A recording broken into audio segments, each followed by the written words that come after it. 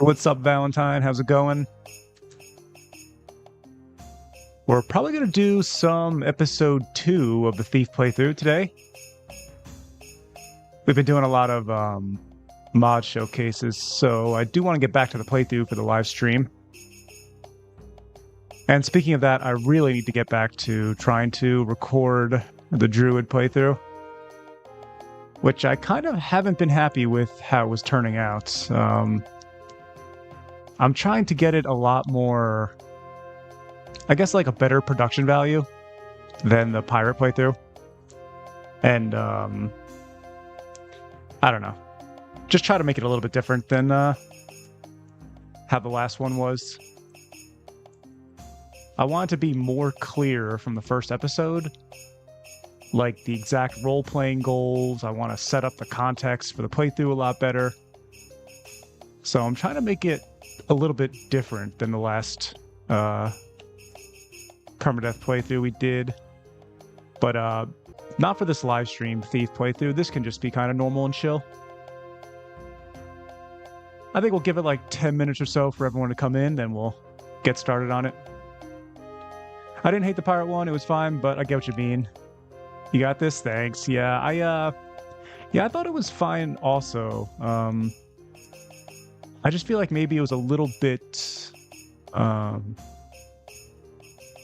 don't know, it wasn't as focused as I would have liked it to be, looking back. It got sidetracked a lot, and I feel like the role-playing goal wasn't always clear in every episode. But sometimes I like that to some degree, because I like having some, immersion stuff happen. I definitely don't want every episode to feel, scripted or anything, but yeah. We'll try out a different type of Druid playthrough. Sidetracking can be fun. Yeah, it definitely can. It definitely can. And we actually had some really funny episodes because of that. Like when I accidentally went to Durrani Tower. That was pretty hilarious and intense. I'm going to check on the Twitch stream real quick. Make sure that looks good.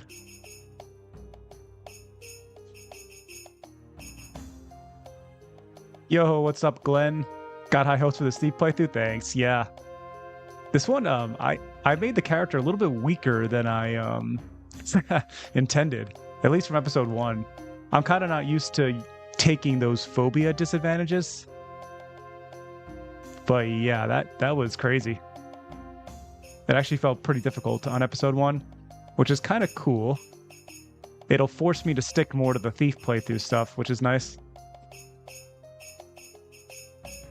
Keeping in your calculations to have fun, always have fun? Yeah, for sure. Yeah, I actually kind of, personally, I prefer... You hear me, kid? Yes, sir. Yes, sir, Valentine, sir. But yeah, I actually, I think I kind of, in general, prefer the Let's Play stuff to my mod showcase videos, actually. I have more fun doing the Let's Play stuff, but they don't tend to do as well on the channel, generally. It's kind of funny. The way it, I guess, kind of always works, and this is probably true for most YouTube Let's Play series, is like episode 1 through 3 do amazing on the channel. And then as you get further into a series, the worse it does. Casemiro, how's it going? Hope you're doing well. Good to see you. Yeah, we're going to give it like 5 more minutes or so for some more people to come in, then we'll get started with episode 2 here.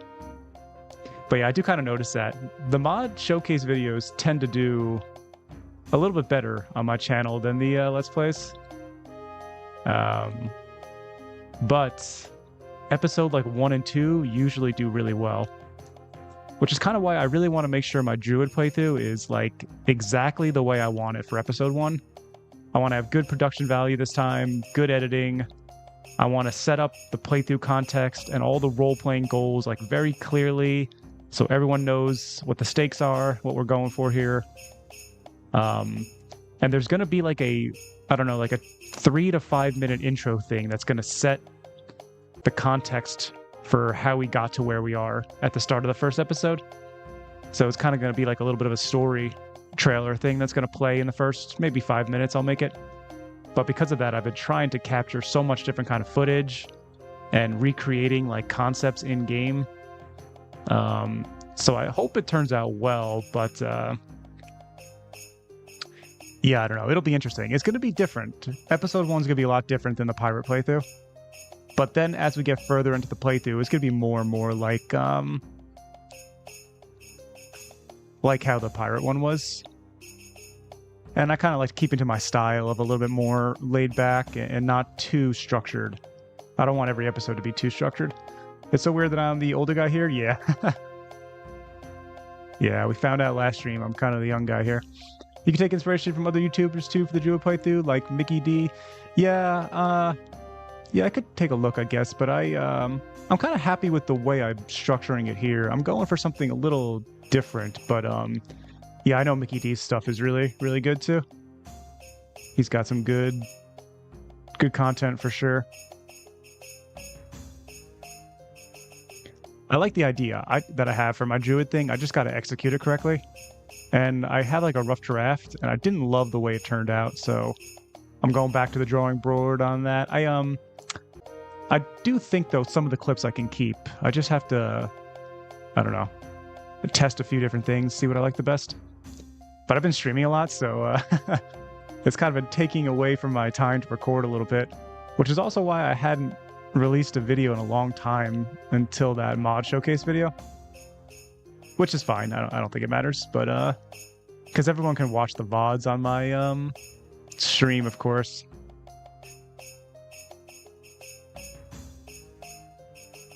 I also changed around my microphone settings. It should hopefully be a little bit better today. I'm saving up for a new microphone though. That's the first upgrade for the stream I want to buy. Because my microphone's okay, but it's a little bit like airy. It kind of feels like I'm in like a garage or something. Like when I watch the VODs. I wonder if I should start another playthrough. And Acrobat might be interesting, but I wish Archer was more fun to play. Yeah, Acrobat is cool. And you can mix in some cool mods for an Acrobat, like Jack Be Nimble. And you could also get some mods that like overhaul the stamina system if you really want to play that kind of role and lean into that concept. Acrobat is cool though. You wish Archer was more fun to play? Yeah. I haven't played around too much with the Archer outside of the roguelike mode, which I thought it was okay for the roguelike mode. But yeah, this thief character I'm playing in this playthrough is using like a short bow on the side, so. Blue Yeti or SM7B. Yeah, I'm not sure which one. The one I have right now is a, let me check what this is called. Like a Fee-Fine microphone, I think it's called. It was honestly pretty cheap. Maybe like $70 or something. And I think it's okay. It's just, I don't know. When I compare it to other streamers, it's a little bit like airy. And it makes me sound like I'm in like a tunnel or something.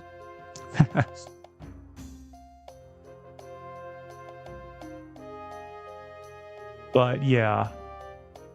I'll probably just use some of like the YouTube earnings to reinvest in the stream stuff, which is cool. I like how I could kind of use the hobby to help, you know, fuel upgrades for the stream and stuff. It's pretty cool. All right, looks like my Twitch is up as well, so that should be good. Acrobat Archer sounds awesome. Yeah, that could be cool too. Maybe get like a short bow so you can kind of reasonably, you know, be doing like athletic feats and still shooting. A Blue Yeti or SM7B and a good XLR box. Oh, interesting. Yeah, I probably should look into something like that as well. Like an XLR box. Yeah, I wasn't even thinking of that. It's a good idea, Valentine, actually. I'm really not the best when it comes to like audio stuff. I don't know it that well. Like even my settings for OBS, like if I take a look at my properties and my filters, I've got a noise suppressor on, a 3-band equalizer, a compressor, But for the compressor, I just used like some settings I saw from someone else, so I don't really know it that well. Then I also have the gain up a little bit on this microphone because it's kind of soft. So I do have a decent amount of like filters going on as well. I just don't know what they all do perfectly, so I kind of use online setups that I've found, which is probably not the best, because if I actually knew it better, I could, you know, modify it to be more what I need personally and fit my own microphone better. But yeah, old age experience. Yeah, I did do a little streaming actually before my channel kind of switched to Daggerfall focus a very long time ago. But back then I was just using like a really crummy headset type of microphone setup. But yeah, this is like my first time trying to actually figure all this stuff out, which has been a bit confusing for sure. More confusing than I was expecting. All right, I think we can get started here. We're leading off exactly where we were in the last episode. Let me turn my volume down a bit here. All right. I also changed a little bit of the graphic settings. It might look better to you guys. Let me know how you feel about it. We pumped up some of the effects here. We got a stronger ambient occlusion. We're trying the anti-aliasing out a little bit as well. And then I also grabbed a mod. I can't think of the name right now, but it, what's it called? It's going to like change the lighting indoors a little bit to be a little bit stronger and more atmospheric, using more like darker lights like orange rather than the white lights. Everyone make sure to like and comment, subscribe. Thanks, yeah. Yeah, we're getting really close to 4,000 subscribers, which is crazy. That's really exciting. Recently, I've been getting a ton of subscribers every day. It's really, really cool. But it's kind of a weird... Let me make sure. This, the overlay is off, right? Let me check my stream here. Yeah, okay, good. It's been so weird with my channel recently. Some of my videos are like breaking some of my records with immediate interest. So like when the analytics work, they can show you, or just when you check the analytics, they can show you like, for example, in this time period, your last 10 or like 7, whatever it is, best performing videos in comparison to your most recent release. And you can see by the hour what number they had and what number this has. So it's kind of interesting. And yeah, the videos are doing better, but they're also dying off way quicker, which is weird. I feel like Daggerfall can get even crazier with mods, but there's yet to be the one mod to really drive it home. Yeah. What would you like the most, Van? What would you like to see the most for some kind of new mod that would really define the experience for you? Hi, yo, what's up, Federico? How's it going? Good to see you. We're just getting started here on episode 2. How many mods? What is up, Chai? I've got... I don't know the exact number now, but probably over 50, 70, 50 to 70-ish range. I don't always activate all of them for each playthrough. So it just kind of depends on the character I'm playing. Some characters will have less or a more narrow mod list for a specific type of playthrough I'm trying to capture. And some might have more as well. Daggerfall modding has experienced a renaissance compared to its earlier days. What's up, Techno? Yeah, it's been crazy. This last year has been absolutely insane for Daggerfall modding. Unlike anything I've like ever seen in another game, honestly. And it's bringing in a lot of new modding talent. Like, it's not just a lot of the old... it's not like just a lot of the old talented mod authors are still doing a lot of the work, which they are still doing a lot of good stuff, but it's a lot of new names as well, which is really, really exciting. Not a lot. Yeah, it's really not too many compared to some mod lists out there. I'm glad they're adding the Dwemer ruins. Yeah, that's really, really cool. I also like how the exteriors look for that a lot, actually. It's really exciting, actually. And then with the dungeon variety mod coming in as well to create all those new textures for the 18 different dungeon types in Daggerfall, it's really sick. that combination of having the retextures on the old dungeons combined with all these new custom dungeons, like it's getting perfect, the dungeon delving experience. For me, it would be more roleplay and atmosphere. The interactions with people, the deeper lore, more choices on voiced and non-voiced mods. Yeah, I can see that. That makes sense to me. That is one of the things people kind of... I guess there's a lot of people that would want that to be changed about Daggerfall, right? Where it doesn't have that kind of character focus that people would like, you know, compared to something like Morrowind or something. But it is going for more of a sandbox approach. But yeah, I mean, a little bit more sort of deeper role-playing and communication options with NPCs would be nice. I'm sure some mod will eventually be able to tackle that. A proper traveling merchant mod with market prices. Yeah, hey, what's up, Mysterious Fox? Yeah, that would be really cool. And actually, someone is working on something similar to have NPCs roaming the world in real time. And not just as pre-rendered NPCs that are static, but as actual traveling NPCs. And it just released today, actually. I can't think of the name right now, but I just saw it before I went live today. It's really interesting. I'll 100% be trying that out. And we might even do a live stream just to showcase that mod, actually, together. We'll check out all the features. There's that new dungeon mod that redesigns them to have shorter hallways and kind of looks like they fit with what they're supposed to be. Yeah, exactly. Yeah, that's really cool too. There's been a bunch of mods recently that are trying to redesign the dungeons. It's really cool. The Real Squanchy, what's up? Just got into the game today after stumbling across your channel. Nice. Nice to see you streaming. Yeah, that's awesome, man. Always makes me very happy to see new players get into the game, especially if it's from... You know, if my content helped make that possible, that's awesome. Welcome.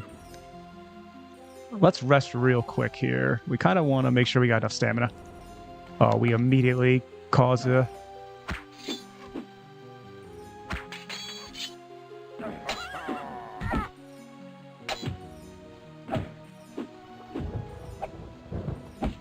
So this is like the weakest character I've ever made for a Permadeath playthrough. It's got to be one of the weakest. So if she dies, I think we'll try again, honestly. Because it's so early. We'll probably give it like, if we die before episode 4, I'll probably restart her. But this is the first time I've chosen like a phobia for one of my permadeath playthroughs like this.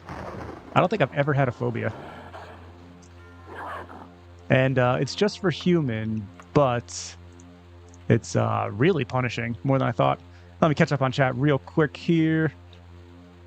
Oh man, I missed so many messages.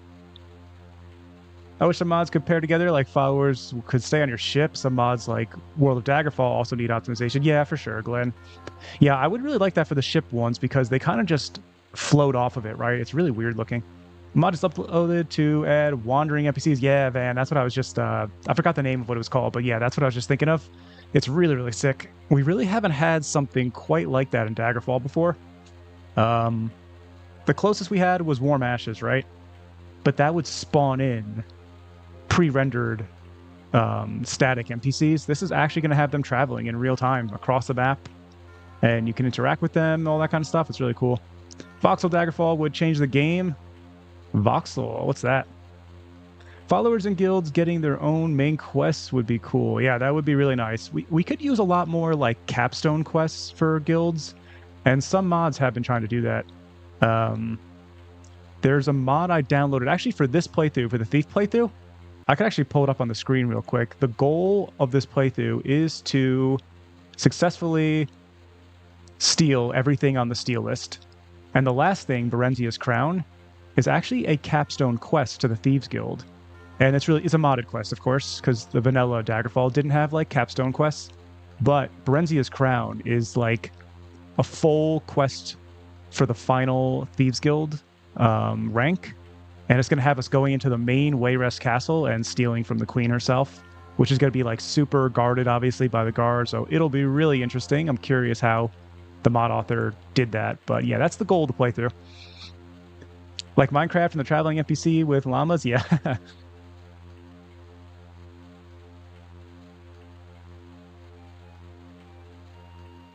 You're the reason a new game of Daggerfall started yesterday. That's awesome, Federico. Always makes me happy to read comments like that. That's a big goal of the channel for me, is to get people into it, to get people excited about it, and of course, just share my passion for Daggerfall and retro fantasy RPGs. Someone made a mod that syncs the real-world weather and time of the game. Yeah, I saw that. I think that was that Jet0822? I think he made that one. That looked really cool, too. Wish Daggerfall got a better survival mod. The only one now sucks. There's climate and calories, and there's also a new one called the Long Road. You might like the Long Road better, Chai. Do you use the hold to attack mechanic, or the one where you hold and swing your mouse? I use the classic one, the real squanchy. The classic one is where you hold and then choose a direction to get a specific attack animation. It gives you a little bit more control, but it is a lot slower. If you choose click or hold, you can attack a lot faster.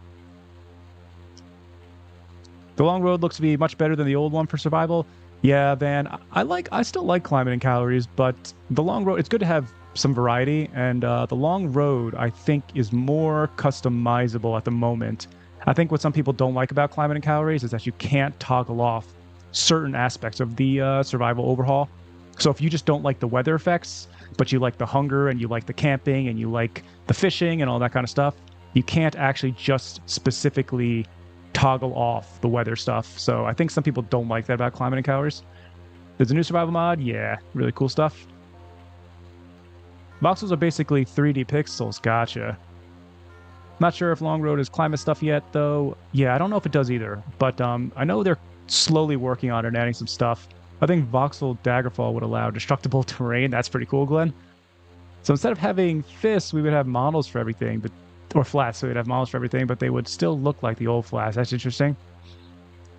Trying the Pitman's mod collection right now. It's the newest Mega Mod compilation out. Yo, what's up, Star Siege? Good to see you again. Oh, that's cool. Yeah, I haven't tried any mod collections. What's it kind of like its focus? Is it like more survival-y, or is it more like combat overhaul stuff, or just sort of like a mix of all kind of stuff? Click versus hold versus classic reminds me that I want a mod that adds Morrowind's release to attack mechanic, where you can hold the attack before releasing it. Yeah, that sounds cool. I haven't played too much Morrowind, of course, as I mentioned, but I did play enough to get a feel for the combat, and I thought it was pretty cool. I like that it was different than Daggerfall and was doing its own thing. All right, let's start traveling. The nights are going to look a lot darker. Since my last stream, I've updated some of the graphics and stuff, so might be a little too dark, but it's also because the stars aren't out today. The stars would add more light. We're actually traveling really, really close by here. We're trying to get to this next city. And once we're here, we'll focus back on our thieving skills. Let's lower down the travel option speed, though.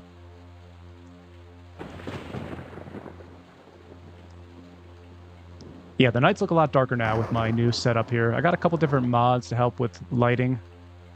And I also changed some of the effects setting for Unity. Oh, we still have a room here for 7 hours. I guess this is where we ran away from at the end of the last episode. But I kind of want to go back here to steal some stuff.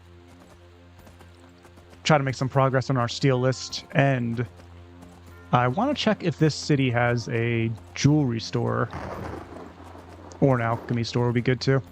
One question, and please excuse my English, I'm from Argentina. No, you're good, Federico, it's all good. Is there a mod that adds party members as if they were players to Daggerfall? Yeah, Federico. Let me write in the chat for you.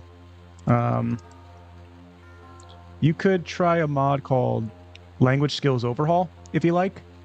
And it's not exactly perfectly capturing party members, but what it does give you is the ability to add NPCs to your group if you pacify them.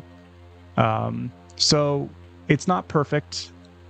It doesn't really give you like that fellowship vibe, or that like doesn't really give you the CRPG companion group dynamic, but it will give you temporary companions that you can trade with, talk to.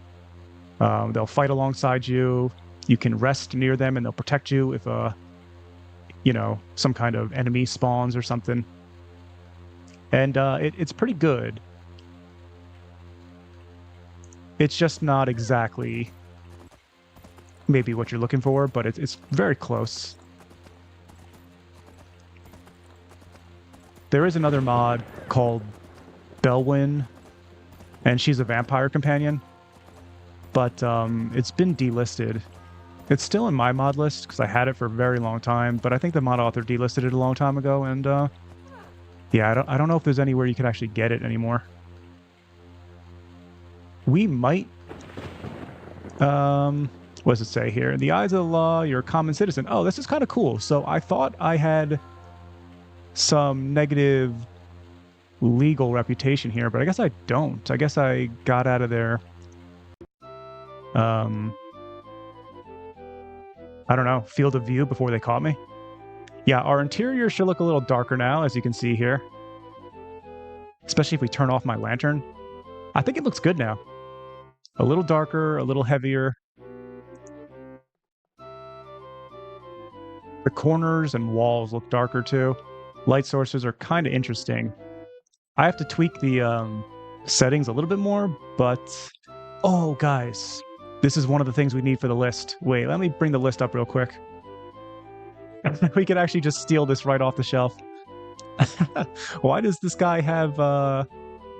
Wait, let's look at the steal list real quick. We got gold goblet and a jeweled silver goblet. Why does this guy have jeweled silver goblets? I put this on the list because I thought only castles would have these, but it's kind of funny that this random inn has it.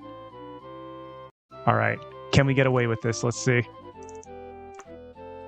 Adoring Fans mod lets you get random fans from any town or city if your reputation is high enough. They'll make comments about stuff, your travels in a kind of comedic fashion. That's pretty cool techno. I don't think I've ever tried that out. Adoring Fans.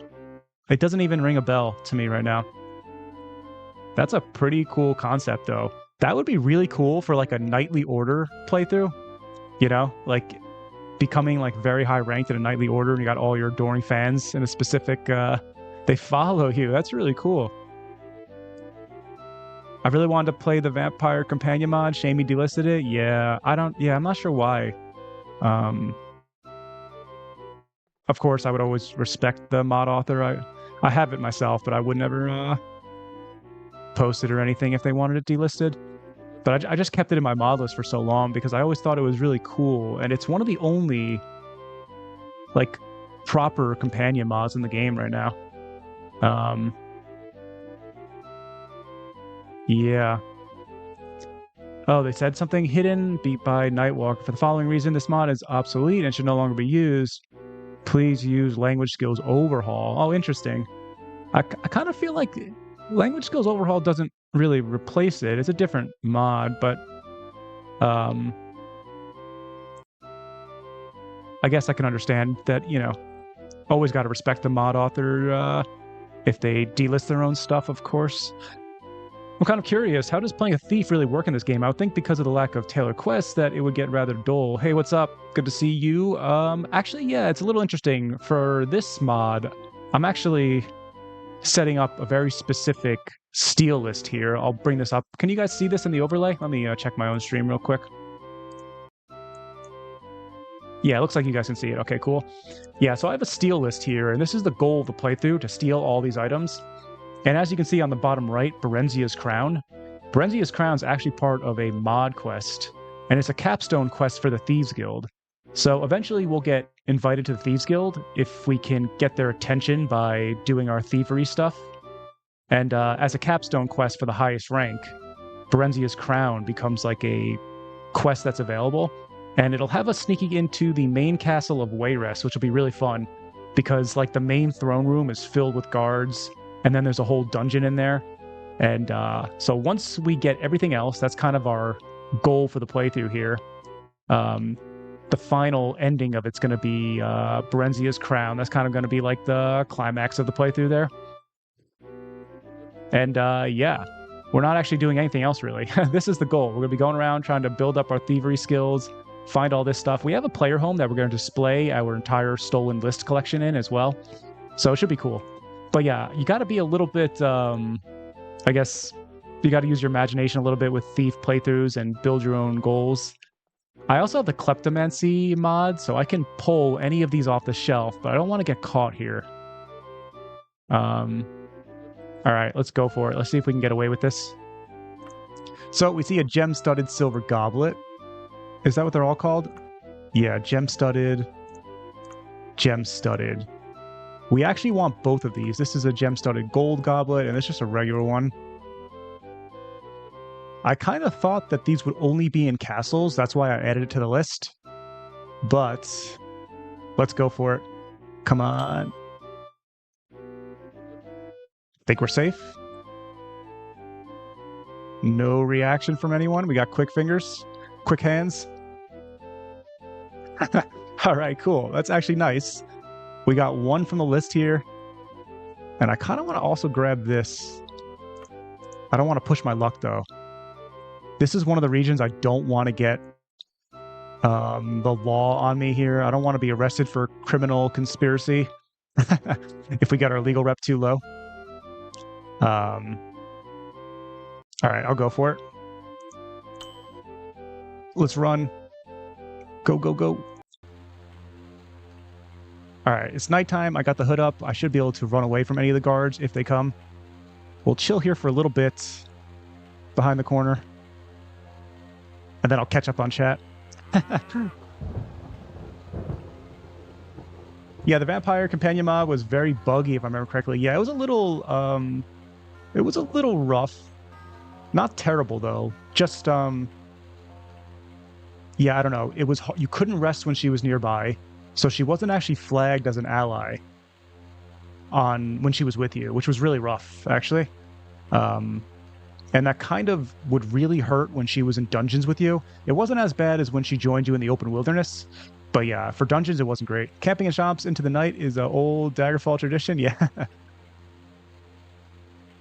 Yeah, Mysterious Fox. I have a mod called Skullduggery to kind of rebalance how broken it was in vanilla to just steal everything from the shop at night.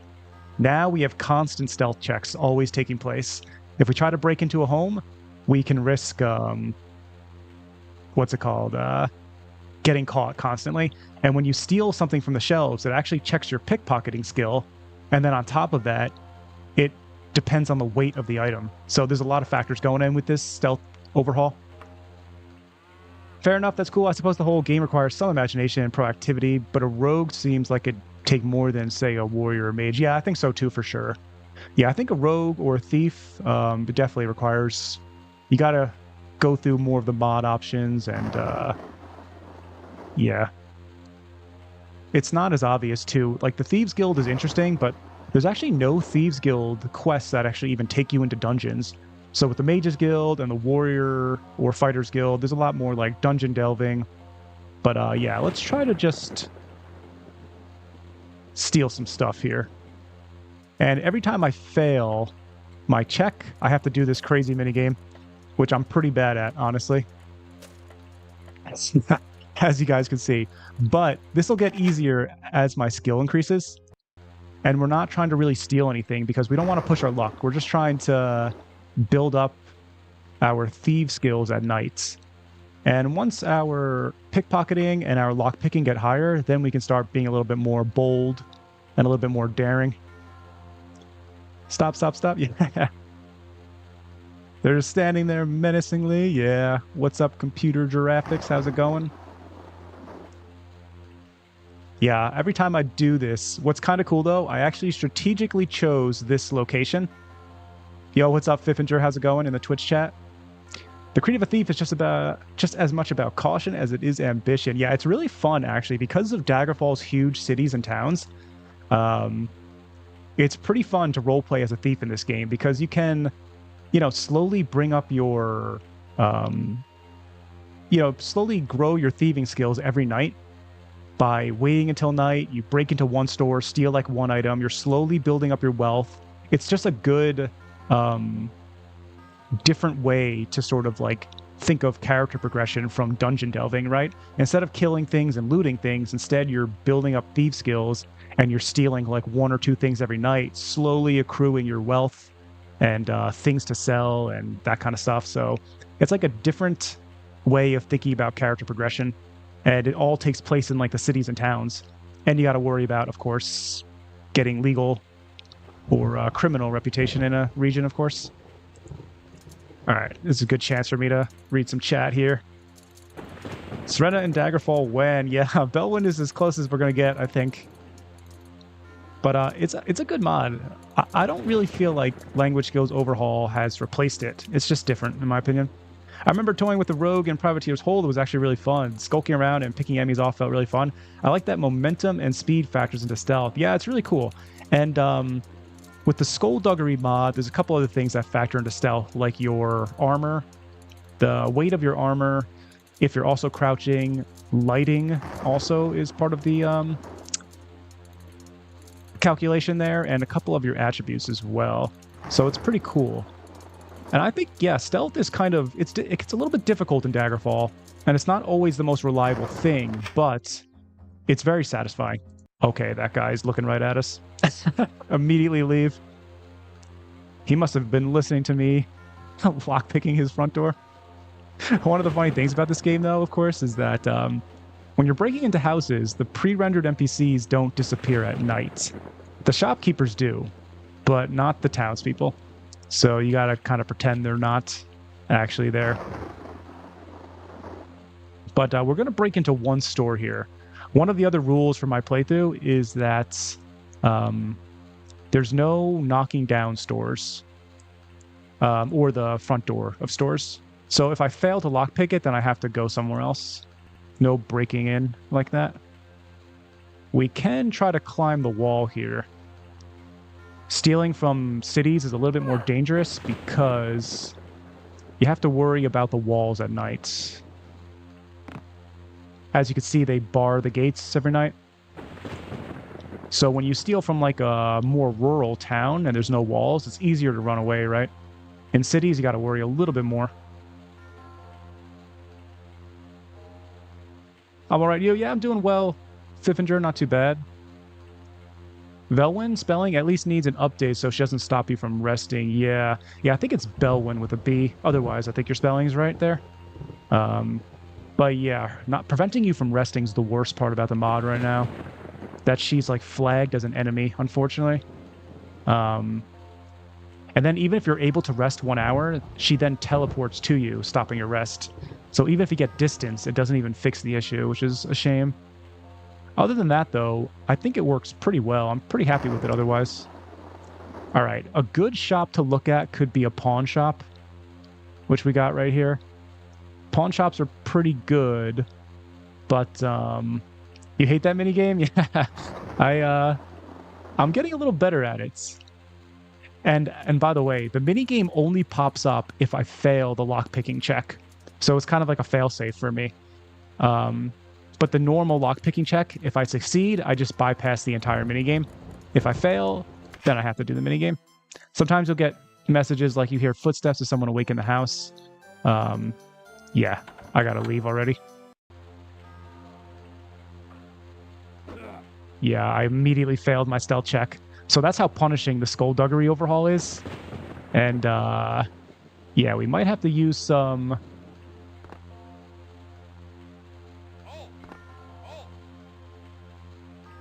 parkour to escape here.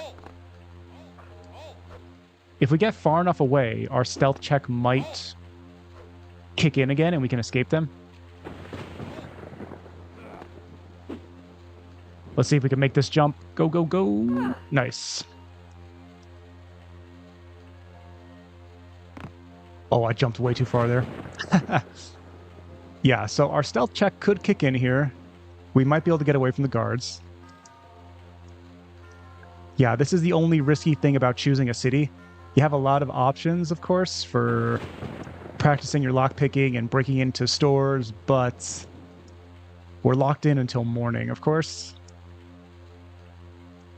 And when you crouch, you can get more verticality with this jumping mod here. Let's see. I think we got enough distance here, though.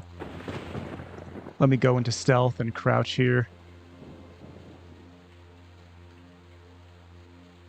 Seeing how guards are right on you, if you make too much noise, yeah, breaking down the door should get you got. Yeah, for sure.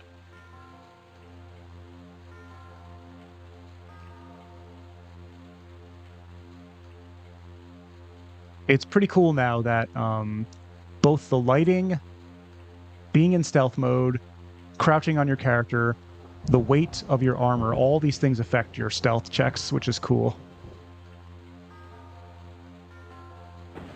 I feel like we're already okay here.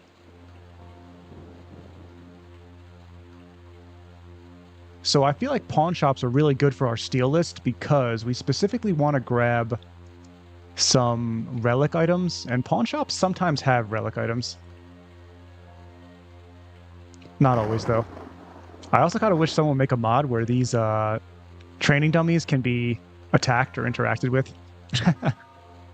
Maybe you can use them to, like, 3 hours will pass and you can, I don't know, get some of your whatever skill in the weapon that you're training up a little bit. It would be kind of a cool alternative option to the trainers in guilds. Verticality to cities and including districts would be a cool mod. Yeah, that'd be awesome. Yeah, it's kind of interesting. We have a little bit of it, but not that much. But could you imagine some verticality where there's like second floor buildings, but you can break into the windows and stuff and then show up on the second floor? Someone was talking about this in my last stream. That'd be really cool. Shpan, are you into non-RPG stealth games? What's up, Goblin? I haven't played too many, to be honest. Yeah, I haven't played too many. I think I played a little bit of, and this is a long time ago now. What's it called, that game? Oh, Styx. Do you know Styx? It's, you play as like a goblin, but it's like a pure stealth game. It's not an RPG. It's kind of level-based. Let's get some fuel back in our lantern here. Other than that, I really can't think of too many other just pure stealth games that I've played. You've heard of it? Yeah. I guess, nah, I mean, Survival Horror doesn't really count. Oh, we got a crazy lockpick game here. All right. It's good, though. We're slowly getting our lockpicking up here. But what I really need to get up is my pickpocketing. Although, it's not terrible. We really just want to do this until we get noticed by the Thieves Guild. And once the Thieves Guild invites us in, we can really start pumping our skills because we can use the trainer. I'm going to try and rest. See if I can not have any guards on me here. It's a little risky, but we'll go for it. I like my interiors now. I think they look a little bit better, a little darker. And I also got rid of the bilinear, like, processing effect I had. All right, let's rest in here until we're healed. Hopefully no guards get on us. We'll see what happens here. Yeah, so we got lockpicking, jumping, climbing. We got all that good stuff. And it's still not daytime. It's almost there. We got 30 minutes. This might be too late to go back into any stores now, though.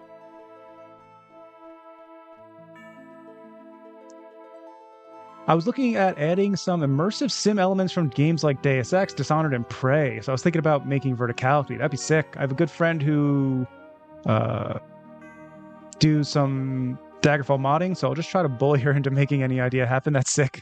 Making my idea happen. Nice. Yeah, that'd be really cool. What kind of immersive sim elements would you want? Like, for example, like freezing the ground with an ice spell and then enemies can slip or become prone or something? Or are you thinking more like, I don't know, physics stuff where you can ricochet an arrow or something? There's a lot of cool stuff you could do, I guess, with immersive sim ideas. There's a huge list, right? More physics-based stuff. Like throwing a handheld lantern and then shooting it with an explosive arrow to create like a field of fire on the ground. Would be cool if the castle was on a hill with a wall around it inside the city. Yeah, that would be cool. Techno. Thief RP would really work well if there were districts like nobles and slums with walls between them and guards and gates. Yeah, Techno. There is actually one mod. Man, I can't think of the mod author right now. But he does a lot of location overhauls. And one of his location overhauls is actually on the nightly orders. And so some of the nightly orders are inside cities, right? And he actually has, on some of them, like a wall that separates the Knightly Order within the walls of the city. So it's very cool. You actually do have guards on the outside of it. And inside those little Knightly Order walled off areas, there's actually like one tavern, usually like one shop maybe. And then of course the actually Knightly Order guild is the main central structure, of course. But yeah, it's very cool. Not all of his nightly overhauls have it, but the one I showcased in July, I want to say, maybe it was June. It was June or July. Yeah, I showcased it in that video. I showed the one that had the wall. Very cool stuff, though. Daggerfall is going to be absolutely phenomenal by Christmas time with mod ideas like these. Yeah, for sure, Glenn. I feel like every week I don't know, I'm seeing something else that's breaking complete new ground and just, I don't know, really cool stuff. And I'm also excited about the survival horror one coming from Vox. He's working on that at the moment. Even throwing a lantern and having it fall and cause a fire would be great. Yeah, Casemiro, there is a mod, I think it's called Handheld Torches, where you are able to throw it and then it'll have like a distant light. So if you have like 3 torches on you, for example, you could throw one torch one way and then it'll have a local light on the floor. So you can kind of build your own like lighting system. But yeah, it doesn't actually like cause a fire or anything, I don't think. I don't think there's any way to actually do that at the moment. Does anyone know if 5 a.m. still counts as nighttime? Since the music changed, I feel like it might not, but I'm not sure. The city is really weird too. The city has 4 shops in the entirety of it, even though it's huge like this. No town center. It looks like this is probably a palace. This is probably a graveyard. We could check that out real quick. A survival horror mod. Did he give any specifics of how it worked? Yeah, so basically you load into a dungeon and you're being chased by what's kind of like an unkillable entity. And some other things can spawn. It has like a lot of text-based. If you think about the vampire mod that I showed off yesterday, where you have like 4 selections and they're all skill checks, it uses some of that system. He's building like new music for it, I think, new sound effects. You have to create like a sigil and like seal off the entity using some kind of like exorcism type of thing. Yeah, you can think of it like that. It's crazy. Looks like more support for custom races is coming. Oh, that'd be sick too. Yeah, we could use that. Right now we only have Orc and Imperial, I think.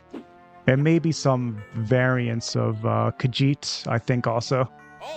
Oh man, I didn't realize the guard was on me. I was reading chat. I knew this guy would come find me. He's been looking for me all night. Alright, let's escape for now then. How hard is it to mod Daggerfall? I mean, there are incompatibilities like on Skyrim, or is it easy?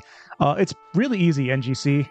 I would say Daggerfall is one of the easiest games to mod. Part of that is because Daggerfall Unity, which is sort of like the remake in the Unity engine, is very, very stable. It's much more stable than any actual Bethesda game, which is kind of funny. But because of that, it handles mods very well. And although there can be incompatibilities, mod pages will usually tell you that and let you know. And in general, you don't have to worry too much about your mod order like some other games. Your mod order can matter sometimes. And in general, you want like very large overhauls near the bottom of your mod list, especially like graphics and texture stuff. But in general, it's actually very easy to mod this game. The actual modding process, you could use something like a Vortex mod manager if you like, if that's what you prefer. But if you want to do it manually, it's as simple as downloading the mod and placing the folder in the mod folder. It's really that simple for most mods. Oh man, check out this skyline right here as the sun rises. This is so cool. Let's get higher up and take a look at this. Yeah, absolutely beautiful. Sunrise coming in.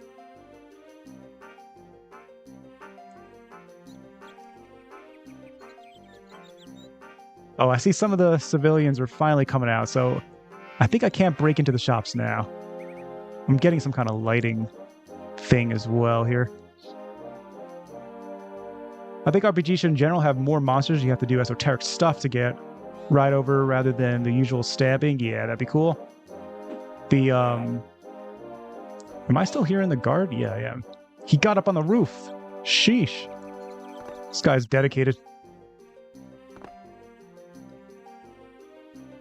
In the eyes of the law, you are undependable. Okay, so we are starting to get some, yeah, negative legal reputation here.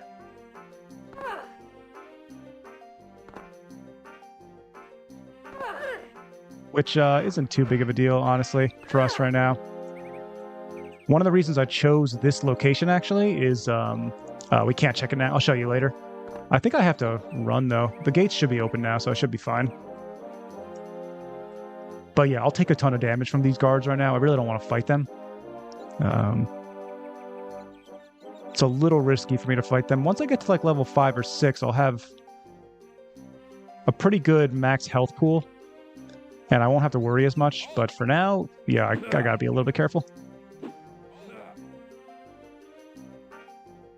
Yeah, the sun is looking beautiful today in Daggerfall. Nice skybox transition. Yeah, for sure. This guy's like the Daggerfall version of Judge Dredd, yeah. This guy was looking all night for me. All right. We don't have to leave this region just yet. But we do need to leave this city, I think.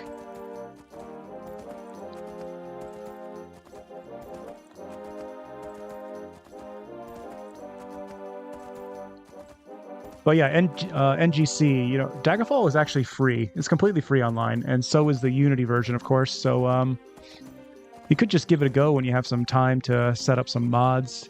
You could watch like a mod showcase video, get an idea for the type of mods you'd be interested in, and try that out for sure. But yeah, if you have any experience modding in Skyrim, it's even easier than that.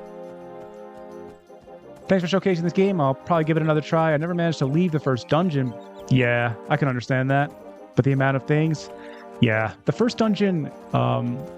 everyone has that experience, to be honest. Everyone has the experience of having to... Yeah.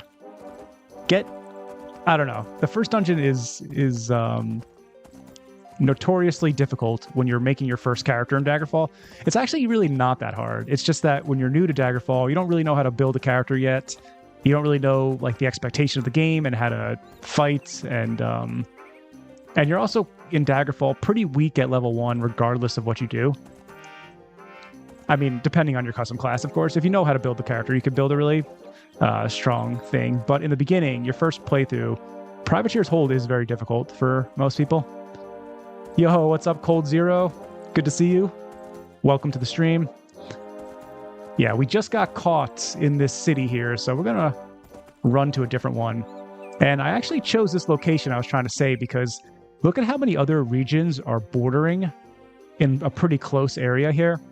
So if we become like a criminal here, we could jump to here.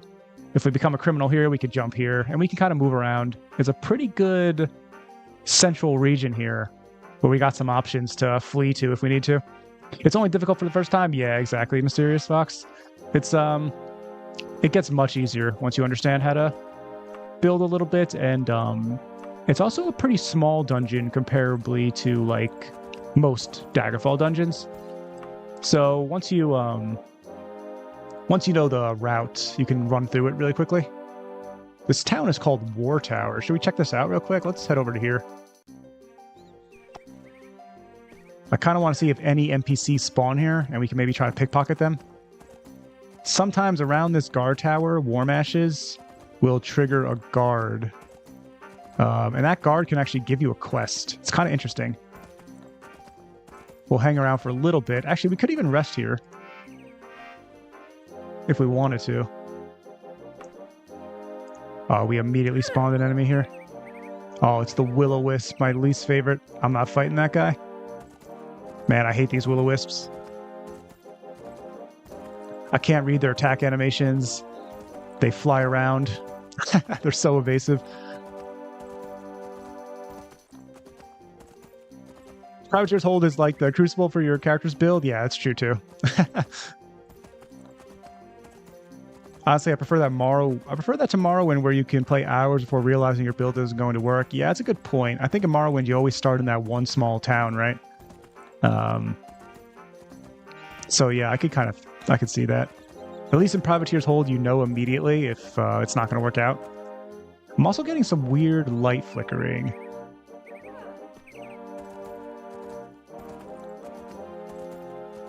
Which I have not seen in a very long time on my... Oh, you know, I did just recently, I was just saying. I just installed this mod here. Oh, man, it doesn't have a mod option. I don't think. Nah, it doesn't. What's the options for this? Oh, disable troll respawn. Interesting. More like Wono-Wis, that's what I'm saying. That's a hard no thank you from me. Especially in my pirate playthrough, by the way, it was impossible to fight those will-o-wisps. Man, there's no option for it. Yeah, I just installed a lighting mod. So I think that's what's causing the flicker. That's kind of a shame. I should have tested that a little bit more. Ooh, we got a bandit camp. Is that a bandit camp? Maybe it's just a... Wow, it's just a larger looking shrine. Yo, by the way, I've never seen this before. This is from World of Daggerfall project, but I've just never seen this one. Wow, I'm gonna take a screenshot of this. Have you guys seen this particular shrine? I've seen the other shrines that are much smaller. This one has a bunch of lootable stuff too. Oh man, we got gems.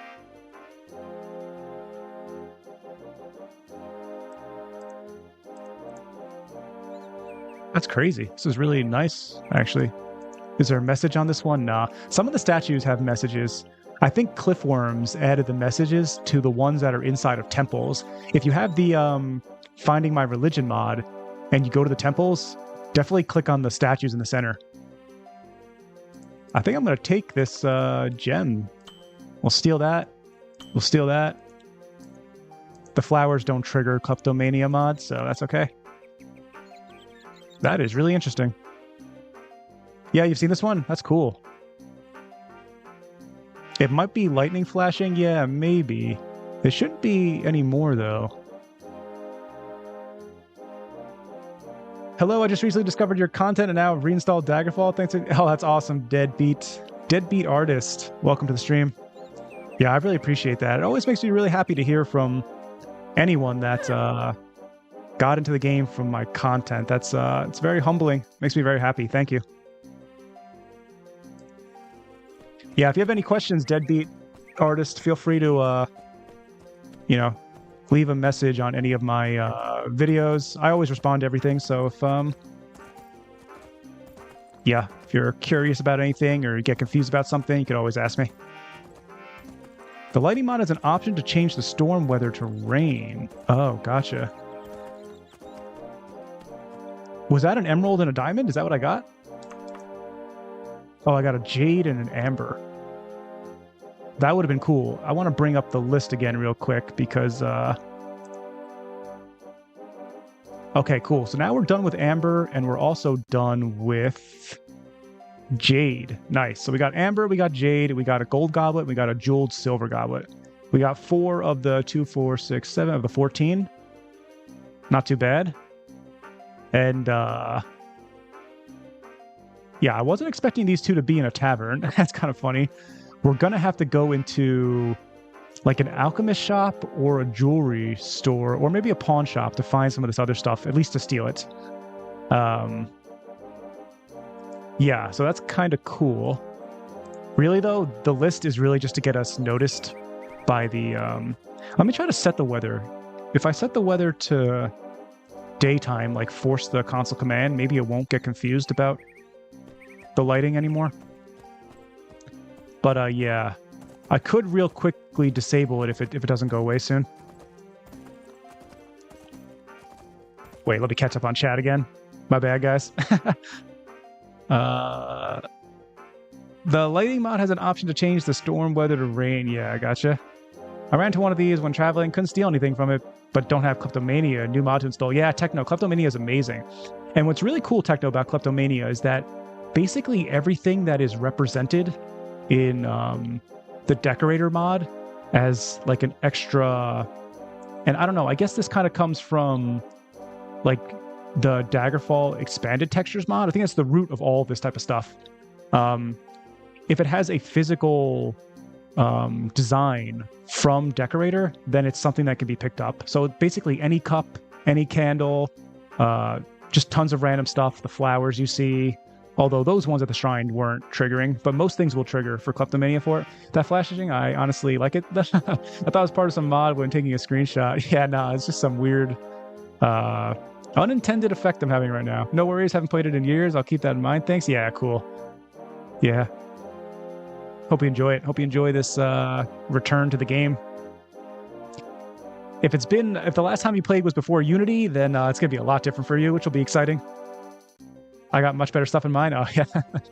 You make really good work with showcasing the game. There's not many games like the feel of Daggerfall for that, I see. Also, the growing mod community is fascinating. Yeah, for sure, NGC. I always say, like, Daggerfall really has a very unique game feel, and the traveling experience in Daggerfall is really impossible for me to find anywhere else, and it's one of the things I love most about this game. Ugent, welcome to the stream. I played a bit of modded Daggerfall recently, first time with the game, very cool sandbox platform, but I found it tough to stay engaged with the loop despite being a big sandbox game guy.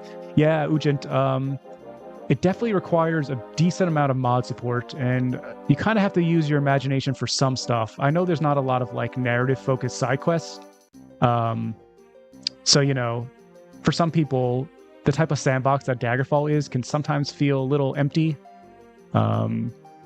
But yeah, I like having specific like themed playthroughs to keep it interesting for myself. But yeah, I like having pretty open sandboxes, but there's also some quest mods you could try installing if you wanted a little bit more like narrative focused stuff sprinkled in there. That free reign mod also makes gamepad gameplay better. Without it, you don't have analog control over walk speed. That's really interesting, Techno. A real cool side effect. Yeah, that's really cool. I've never played with a controller for this game, but that's sick. This wandering NPC mod is pretty crazy. Exactly what the game needed. Yeah, Van, that is the next thing I'm going to try out. As soon as I stop the stream, I'm probably going to give that a shot. And we'll probably actually cover it. We'll do a live stream maybe tomorrow. I'll see if I have the time. But whatever the next live stream is, we'll definitely do a little mod showcase of the wandering NPC mod. That's something I've wanted for a very long time. So I'm excited to see how the mod author tackled it. Hi, Shpan, environment looks nice with trees. Why don't we see trees inside the cities, or am I mistaken? What's up, Eno? Welcome. Yeah, we can sometimes see trees inside the cities. Not every city, though. You're right that it's not every city. And I would say it's probably not... Well, I guess it depends. When we go to the next city, we'll actually check that out again. We'll see if we see any of these type of trees. But some of them do have it. I think the only thing left that I really want is an overhaul of the spell system. I want conditional spell triggers. Yeah, stuff like that would be cool. You're thinking like some kind of buff, like, let's say like a Thorns attack, and then when you're struck by an enemy, there's like a 10% chance to reflect 50% damage, stuff like that, maybe? I think I've seen it, definitely one of the rarer variants. Yeah, that was definitely the first time I saw it. If anything really bad happens, I'll assume you got cursed for stealing from the Divines. Yeah, maybe that's what all this flashing light is. I'm about to get smoted. Needs more stuff that doesn't involve dungeons. Yeah, the more stuff in the open world that we can add, the better. For me now, with my mod list, I definitely feel like it's more than possible to just hang out in the wilderness and not go into dungeons. Oh, we got a little situation here. Let's check this out. There might be some bandits nearby. All right, we got some people here. And this is the shrine I often see, this type. Let's see if they left any loot. That looks like a werewolf corpse, actually. Man, this little lighting flicker is getting kind of annoying. I might real quickly disable that in a second. I've uploaded my Wandering NPCs mod a few hours ago. Yeah, what's up, Linebeck? I just saw that. Like 5 minutes before I went live, I noticed it. It's fairly bare bones at the moment, but I just wanted to get it uploaded, get some feedback. Yeah, for sure. I'm definitely going to check that out after the stream. I think I might even just cover it in my next live stream. We'll do like a mod showcase for it, if that's cool with you. Because it's a type of mod I've wanted for a very long time. And Warm Ashes scratched that itch a little bit, but I'll be really excited to see how a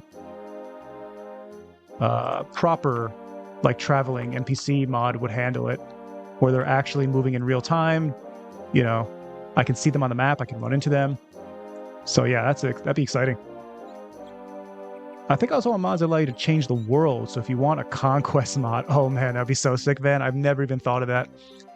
Like actually gain control of regions or something. Could you imagine something like that? Wage war with other factions and have like the large scale battles that are similar to the farm battles. Oh man. Be able to impact supply lines. Yeah, that'd be cool too. There's also that new mod that gets rid of the guards from the World of Daggerfall towers so you don't keep getting your travel interrupted when using travel options. Yeah, Techno, I actually just installed that. If we pass a guarded tower, I can show that off as well. Yeah, that'd be great. I'll try not to miss it. Yeah, for sure, Lineback. Yeah, I think that's what the plan will be for the next live stream then. We'll do that. I don't think these guys do anything. Nah. Though, I guess if I rest near them, there's a chance they could transform from the pre-rendered into a normal NPC and defend me. Some of SquidKamer's pre-rendered NPCs do that. Let's rest for a little bit. All right. No, they just disappeared instead. Okay. A flock of harpies. I don't see the harpies, at least. I don't even think I can fight this. I can fight like almost nothing right now. Let's go for it, actually. I do want to get some combat skill up. This character is crazy weak, though. But it's intentional. I wanted to try a bit of a weaker playthrough here where I got to focus on the thieving stuff. Always got to charge. All right, that actually wasn't too bad for a Spriggan. And we can sell the berries. Yeah, this lighting flickering is happening a lot, actually. And I just installed that mod, so it must be that. Halt, I have a quest? Yeah. Yeah, it's kind of cool. I do like how the War Masters can make some of those guards do that, even. Daggerfall, San Andreas, yeah. I think, real quick, guys, I'm gonna disable this mod. It doesn't actually have a setting in game. I didn't see it, right? No, so it doesn't have a setting in game, so I have to actually go out of game. So I'm gonna bring up the overlay real quick. Is it this one? Yeah. I'll put this up real quick. I'm gonna exit out. I'm just gonna remove that. I think it's kind of funny. This is an old mod. I actually think it's like a 2022 mod, which is crazy. But I think that I had installed this a very long time ago. And I do like what it does to the lighting on the indoors, but the flickering, I'm having like a weird memory of this happening. Improved interior lighting. It's very old. All right, let's try getting rid of that.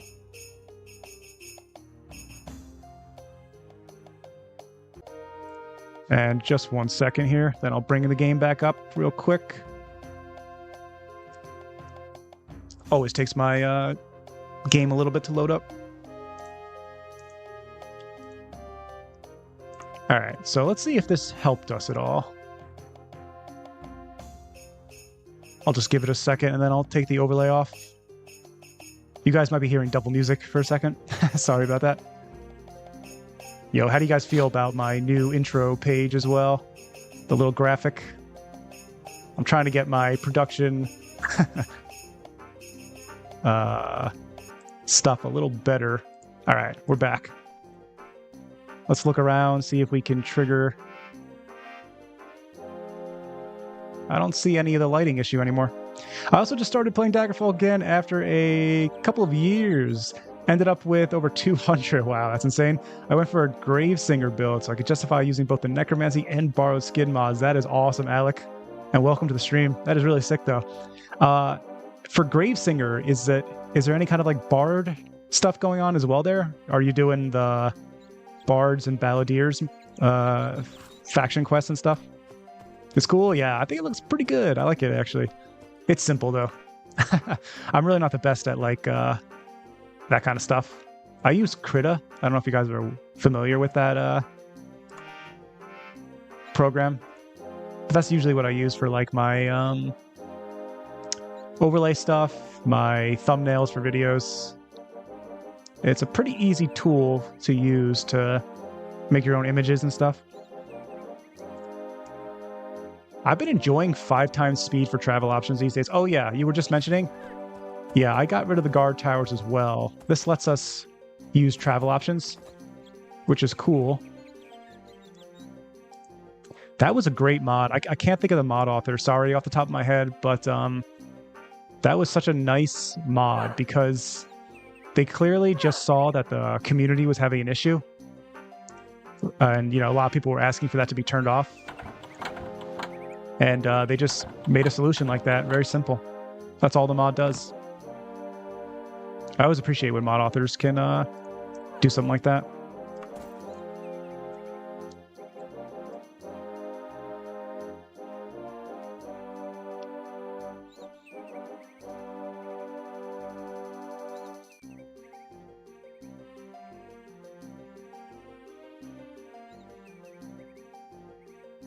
Right, it's kind of nice. We got 4 things on the steel list already done here for this episode, which is nice.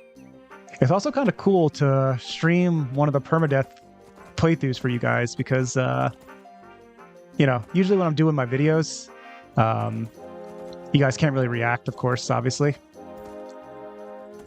And also, it's just kind of, it raises the stakes a little bit, right? Having the live stream. I feel like I'm probably going to die one day when I'm reading chat. Yo, look how cool this town is. We got all the sheep hanging out. I like how the fence is, like, not fully closed off like this. And we got the sheep hill over here. Let's check this out. All right, so I'm undependable in the eyes of the law, but that's not low enough of a legal reputation for them to just arrest me on criminal conspiracy. I don't think so. It's been a while since I did, like, outlaw stuff, but I think we're safe, actually, for now. And we got the water there. Man, this is cool. This almost looks a little bit like the Fishguard village. The custom village. Wow, this is cool, though, with the dock.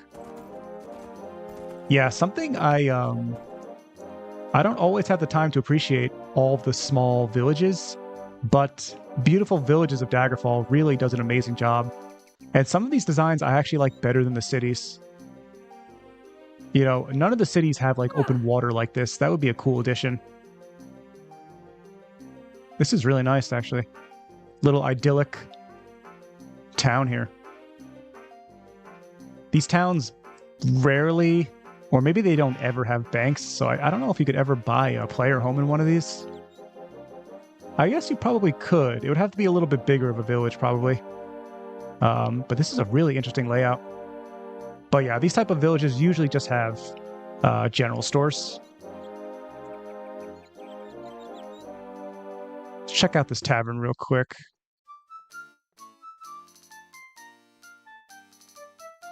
We'll probably rest here because our stamina is low. Meant to say 200 mods. I got the Bard's mod installed too and just got a quest to perform at a local tavern, so it will be a part of it. That's sick. Yeah, I like the name Gravesinger. That's a cool class name. Yeah, I really like the Necromancy mod as well. I don't usually play Necromancer characters in playthroughs, but man, look at this poor old man here. He's got way too many empty bottles here. Poor guy.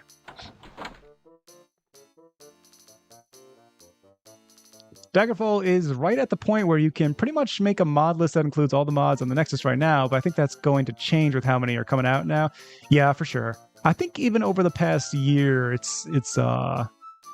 there's been enough now where I guess you probably still could have the whole list if you want it, but yeah, that'd be a ton of stuff. But I know that, like, when Unity first came out, everyone had to learn the system, right? So now I feel like there's a lot of built up, you know, sort of like talented mod authors that know how to use the system well. And yeah. A lot of new modders coming in as well, though, these days.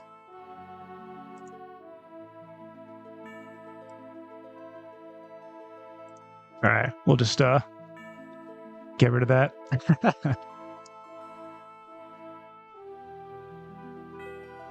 It is late enough that we probably could, like, safely steal out here.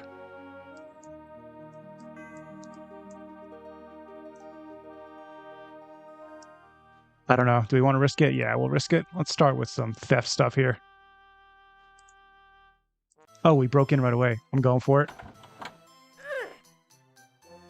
All right. Yeah, as you can see, the quest guy does hang out there. Books are kind of good options. Oh, we're successful. Nice. That's sick. That was 2 books. That's actually a good amount of money.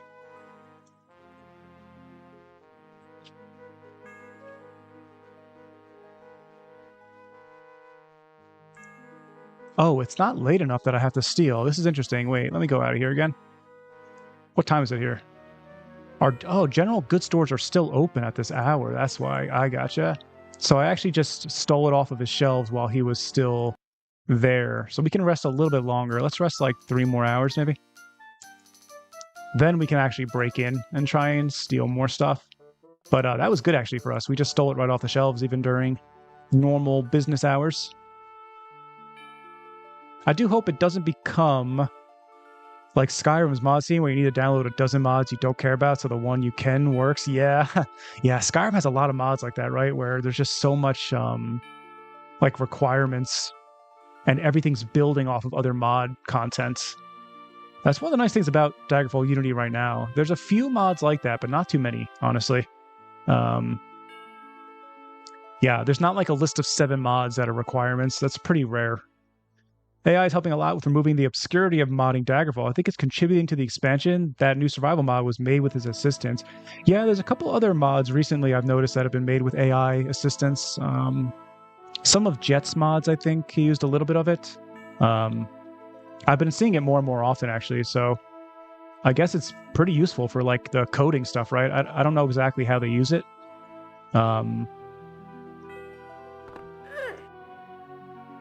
But I guess it is something like that, right?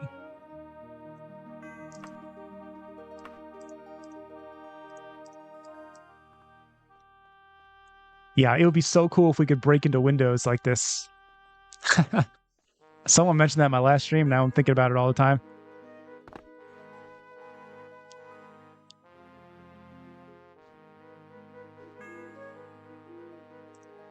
All right, we failed our check here. Yeah, dependency mods are such a pain to sift through and making a new list in Skyrim. Yeah, for sure. It's been a while since I've actually played Skyrim, but I do remember from my last... Especially because there's so many mods that are just like specifically framework mods. I'm going fast. All right. Let's try to steal a book. A couple more books. We'll take one more thing and then we're going to leave. Oh, we can grab some of the arrows. That's really good. The arrows are actually strong. Oh, I didn't even think about that. All right, let's get out of here before we get caught. Oh, that was crazy. That was easily the best stealing episode there. I thought for sure I was going to get caught, but I was actually okay with getting caught just because we're in a really easy to run away from town here. I mean, LLMs were basically created as a coding aid. Yeah, true. Yeah, I guess it makes a lot of sense that it would help a ton for this type of thing. And it's really sick that some mod authors can use that then, yeah. I don't have any like mod experience or coding experience, so I wouldn't really understand how that stuff works. Yeah, it helps with coding and explaining the systems. Gotcha. Maybe that's partly why we're seeing some new mod authors these days, you know? So I don't know if I want to push my luck. The thing about this region is if I do get caught, it's true that we could easily run away from this town, but we're already under undependable legal reputation. You know what? Let's believe in our thieving skills here.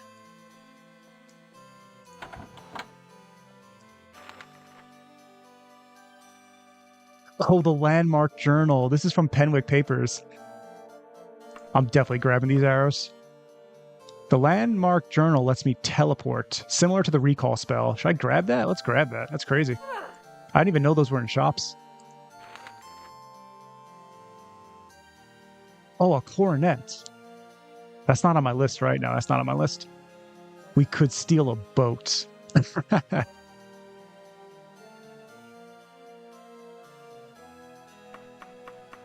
I definitely want the arrows. That's crazy. Oh, yeah, I knew I was being greedy. I should have left after that. All right. Wait a second. Let's get on our horse and get out of here. If the guards don't interact with me, I might be okay. The Skullduggery mod makes their interaction range a lot further. So it's harder to just get away from having, like, legal rep accountability. Let's also get our... Oh, our lantern's already on? Yeah. It's pretty dark out here, then. One of the reasons we're seeing so many decompilations of games because of AI as an engineering assistant, yeah, that's crazy. Yeah, it is kind of shocking how many, like, new mod authors I was seeing. Because I've been covering, you know, mod showcases for, like, almost a year and a half now, maybe. And I'm just seeing a ton of new names now. Back when I used to make these mod showcases, it was always like Red Rory O' the Glen, Cliffworms, SquidKamer, Harbinger 451, a lot of like the iconic Carademono as well, of course, a lot of like the iconic legendary Daggerfall modders. But now, like every time I do a mod showcase, it's a name I haven't seen before. And then I check their modding history, and they've only done like one or two sometimes. Mr. House, what's up? Welcome to the stream. What's the horse riding mod? It looks sick. It's called Free Reign. I'm going to write it in the chat for you. It's called Free Reign. It's really, really nice. It lets you independently look from where your horse is actually traveling, which means you can also swipe independently from where your horse is looking and traveling. It gives you a little arrow in the center to give you the direction you're actually moving, regardless of where you're facing. And this mod also has a lot of cool compatibility, or I guess customizability options here. If I go into it here, Free Reign. Yeah, there's a couple different things here you can use, and there's even a couple different textures. So there's a camel option if you want to choose a camel if you're in like a desert region. Thanks, yeah, no problem. This mod is one of my favorites. It's been like permanently in my mod list since it came out.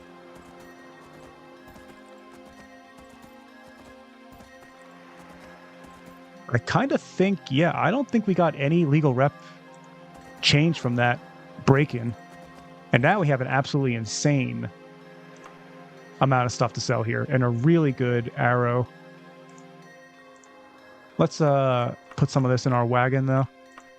Yeah, the Landmark Journal is kind of interesting. I've never tried this. I'm going to add this to our hotkey.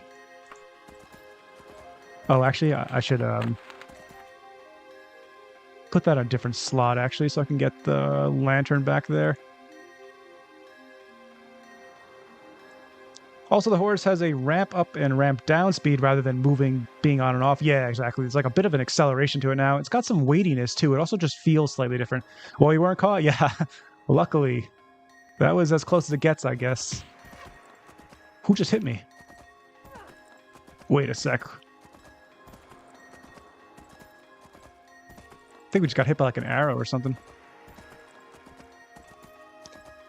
All right, so we got the explosive arrow on. Let's add that to actually number 3.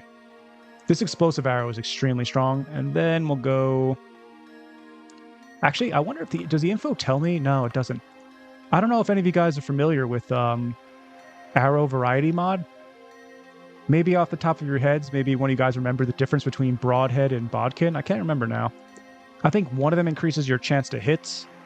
But I don't remember which one. But I will add the ice arrow and the poison arrow here. All right, we're going to another small town. But I want to choose one that... Yeah, it looks like we do have some enemy nearby here.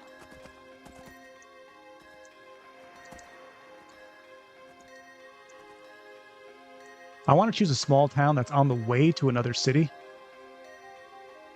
Man, the cities are really far, actually, here. I might have to go to, like, this location here, I'm thinking. Cherno has a realistic view on AI as a tool. I hate AI being used in things that it has no business being in, like music, art, shoehorning AI into products. However, there's no denying its usefulness in software development. Yeah, I definitely understand that approach. Yeah, as a tool for coding and stuff like that, It's pretty amazing that we can have some people that otherwise probably wouldn't be able to really fully realize their mods have some options to make it possible for themselves and for the community, of course, sharing it with the community.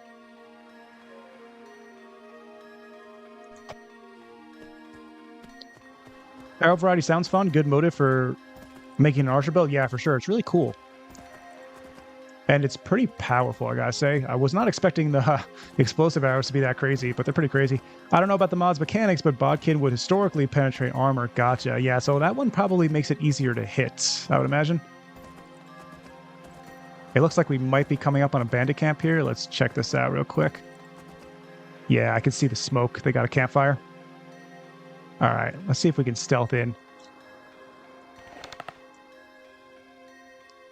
The lantern died at the perfect time. I think we'll choose...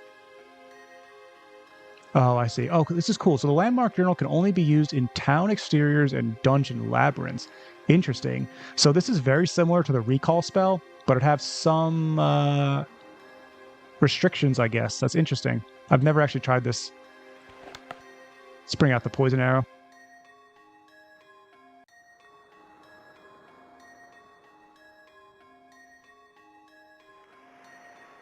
Oh man, this guy already saw me. Their night watch was on point tonight.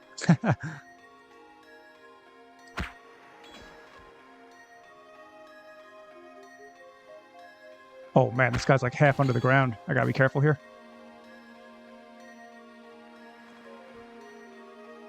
I think I can't add the fuel to a tooltip, can I? Oh, actually I can. So can I just go like this? But it's not like actually used in that way? Okay. I guess that kind of makes sense. Yeah, I guess that makes sense. Let's put the landmark journal there then. That would be kind of cool.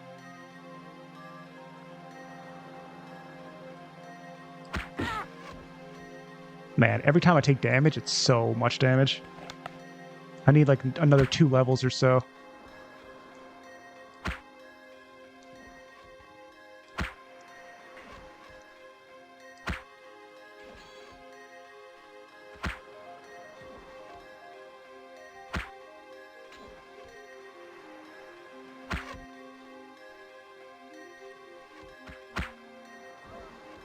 All right, nice.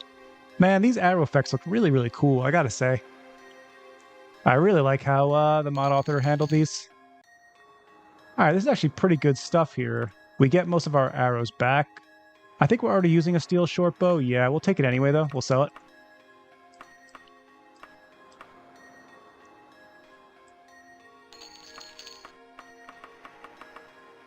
Oh, actually, maybe we can use that. That would be good. Oh, looks like we already had one, actually. Which one is better condition? They're the same condition. Okay.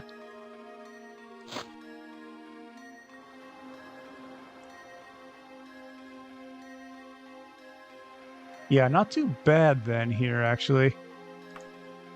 We'll get some of this in our wagon. And we don't need that stuff as well.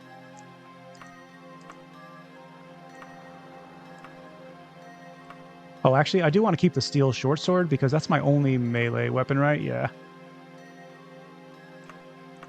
This character is restricted from chain and plate, so we only got leather, which is okay because we don't really want too much heavy armor on us because that'll affect our stealth. Oh, I didn't even notice this guy. Let's go melee for a little bit here. Get some skill up. Short blade is actually our primary skill, which I feel like I probably should have just chose archery. But I wasn't expecting the character to be so bad in combat. This character is like the weakest character I've made. So I'm not used to how weak this feels. I also gotta be very careful. I really shouldn't be doing this because this guy could easily poison me and that would kill the run. I don't have any Oh, this is good. Can I wear this? I can wear this. Wow, that's crazy.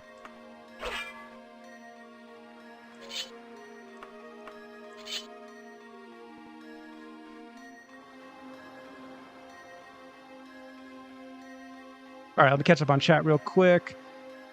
AI is not going to make you a good programmer. You still need to be a good programmer to use AI well. Vibe coding bad. However, it increases your productivity massively if not abused. Gotcha. Yeah, that makes sense.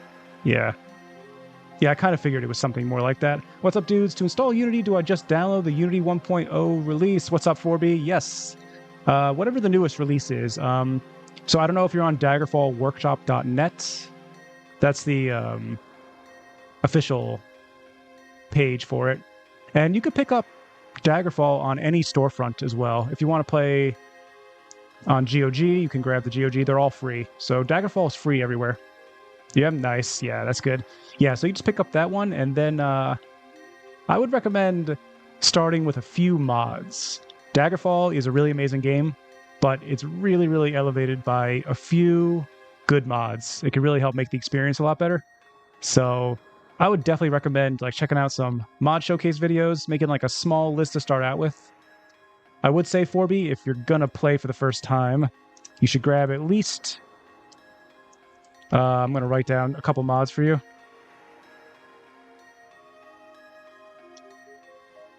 This, I would say, is like the bare minimum to start off with. This will really, really make the experience of Daggerfall a lot better. Travel options will let you actually explore the world. For small bug fixes, AI is also very useful. I was able to fix a broken for Skyrim with it. Oh, broken mod, maybe? Also very good for bug reporting. Yeah, that's cool. AI increase your productivity 10 times, but doesn't increase your paycheck for even 10%. Yeah, so no thanks. Yeah.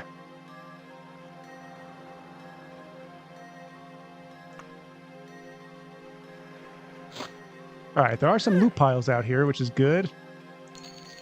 That's a lot of gold as well. And actually, these are pretty good. We could try wearing these for a bit. Thanks, bro. I've got the vanilla game on my Windows XP PC and also got it working today on my phone. That's awesome. Yeah, I don't really... I haven't played the vanilla version in a long time now. I did play it for a little bit on, like, the DOSBox thing. But yeah, it's a totally different experience. Unity is completely different. That's cool, though, yeah. It's pretty amazing that that stuff can be played on phones now.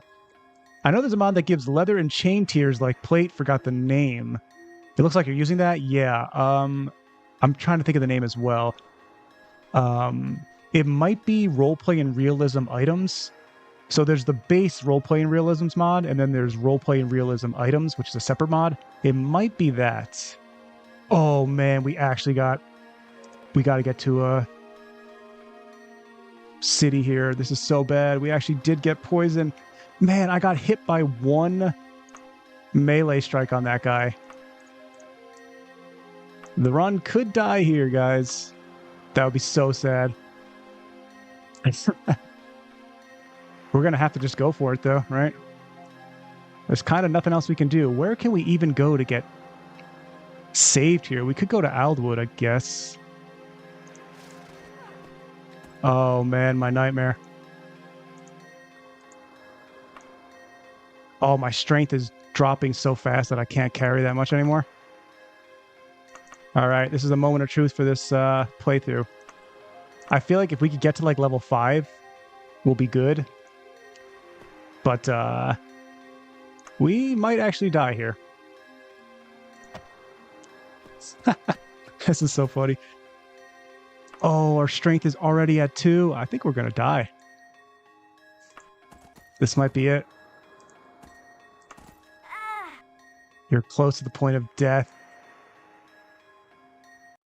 GG. Oh, man, I was not expecting that. Oh, that's so sad. I was actually just saying, too, like, oh, man, if we get poisoned or diseased, this is going to be over. And that guy got us. GG. I was like, I came in at the wrong time. What's up, Vox? Yeah.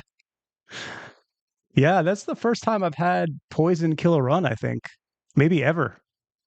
Not just for a, not just for, like, the channels runs. That might just be the first time, for any of my actual permadeath runs. Just due to one hit, yeah, we actually got hit one time by that thief guy. And actually, it was funny. I was just saying, like, I went melee to him. I was like, oh, I shouldn't do this because I got the bow. I got the bow for a reason. And then I still went in. I got hit once. Well, I'm actually glad this was on stream. This is hilarious. Looks like I came in at the wrong time. Yeah. How did someone run and fall too? Die because of lack of drugs. Nice. Oh man. All right. I'm gonna let you guys decide. I'm gonna make a poll in the channel here. We'll put up a couple options here. So let me start a poll. Ask a question.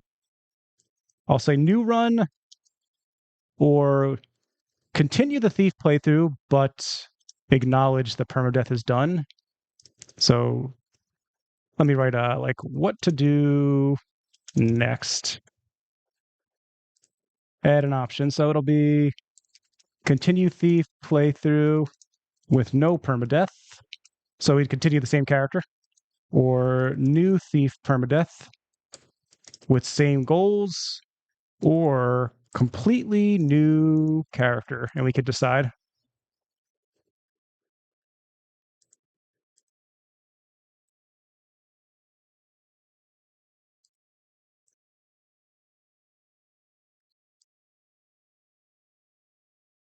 Must contain one to, or we could actually do a mod showcase. I don't know.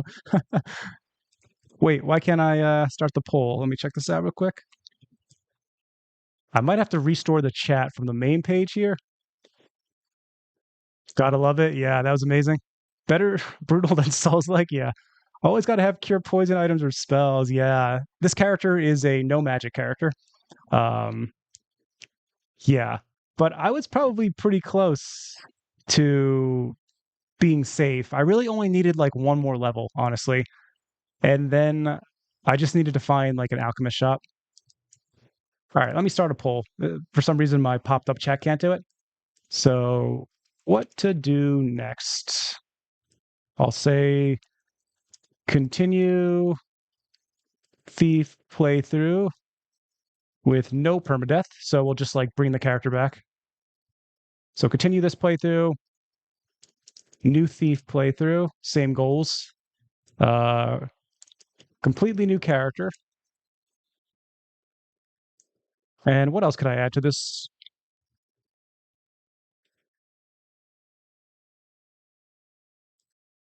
All right, we'll just choose those three for now, because I do want to have some playthrough going on the channel that's separate. Etiquette only character.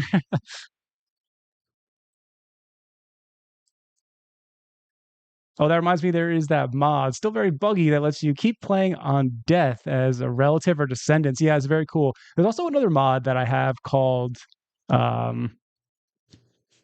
can't even think of the name right now. What's it called?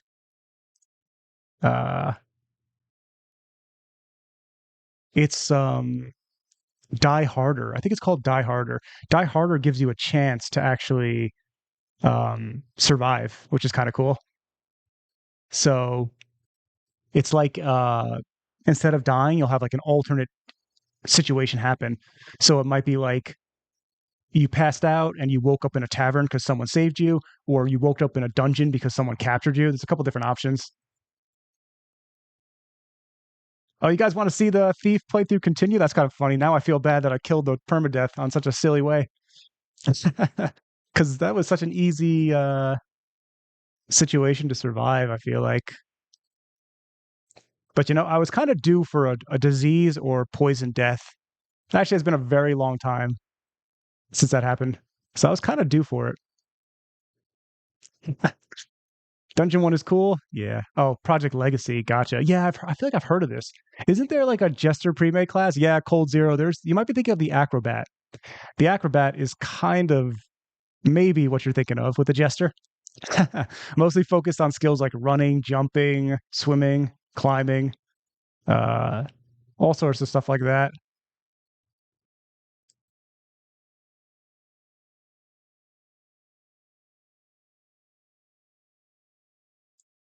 Yeah, Acrobat. Yeah, for sure. All right, I'll let the poll go for like one more minute, but it looks like you guys want the thief playthrough to continue. That's kind of cool. Now we have to we've lost the permadeath to it, but we can still continue the run. I'll have to cure myself somehow, though. I might have to use the console command to cure myself. Yeah, the Acrobat's kind of famously a bit of a jokey character in Daggerfall.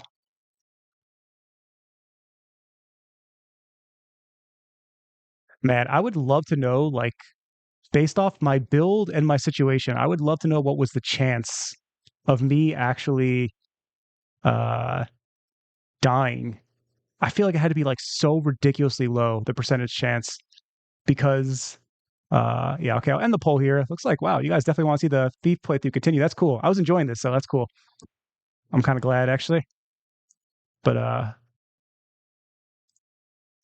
yeah, what's it called? We'll have to cure this with the console command then, probably, because we will be soft locked otherwise. Remember, lack of drugs kills? Curse for stealing from the divines. Yeah, we actually did get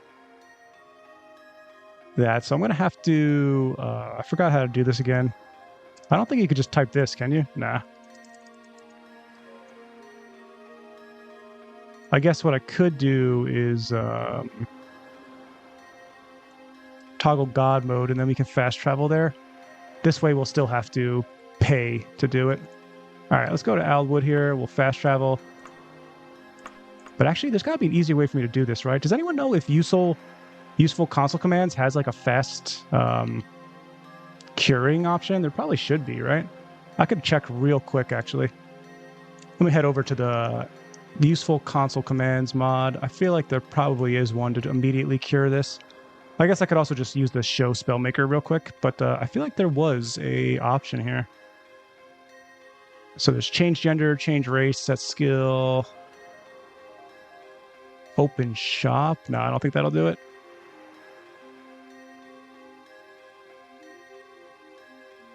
Actually, there might not be any here.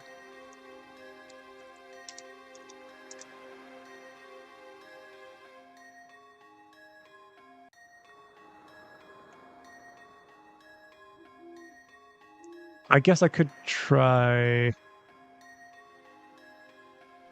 just doing the show spellmaker. Let's just do it like this. It'll be easiest. Then I'll just forget the spell. But let me pull the chat back out now.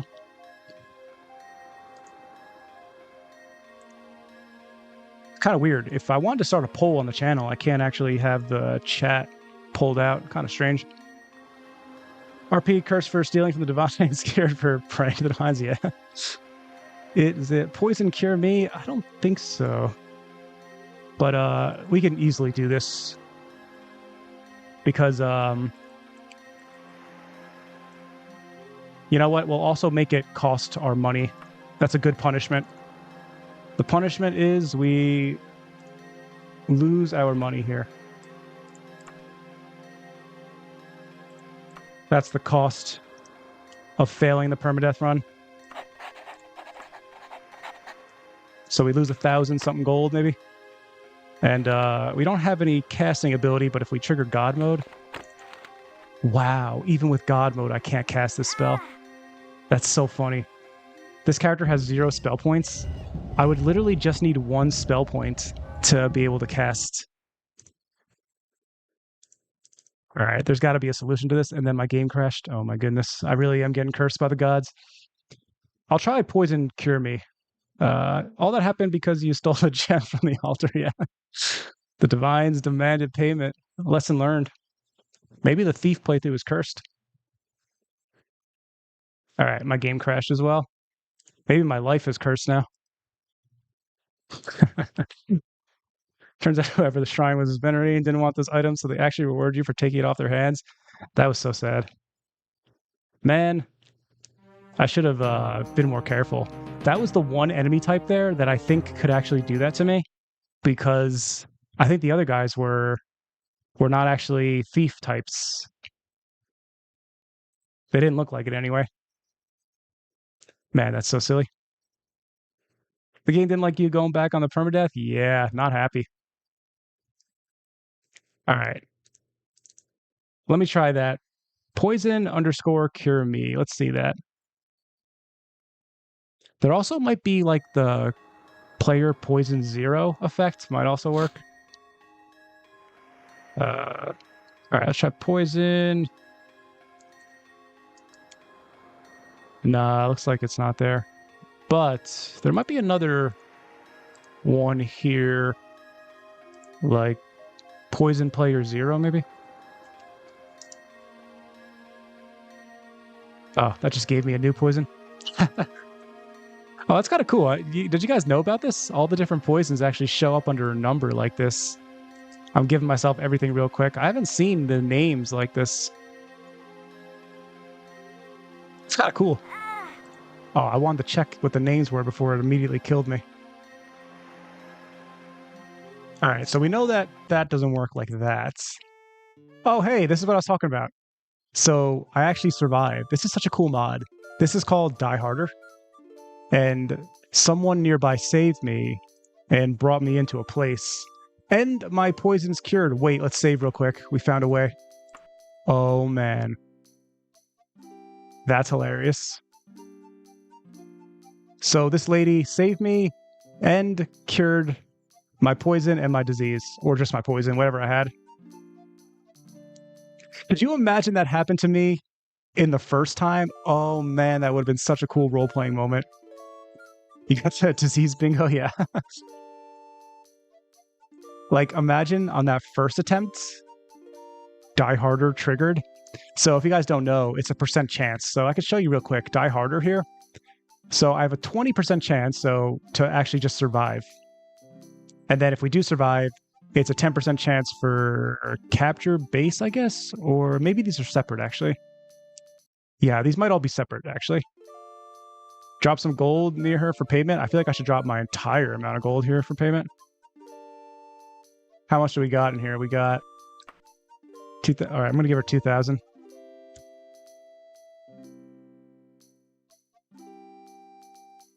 That was so clutch, lady. Thank you very much. What's your name? Let me thank you properly.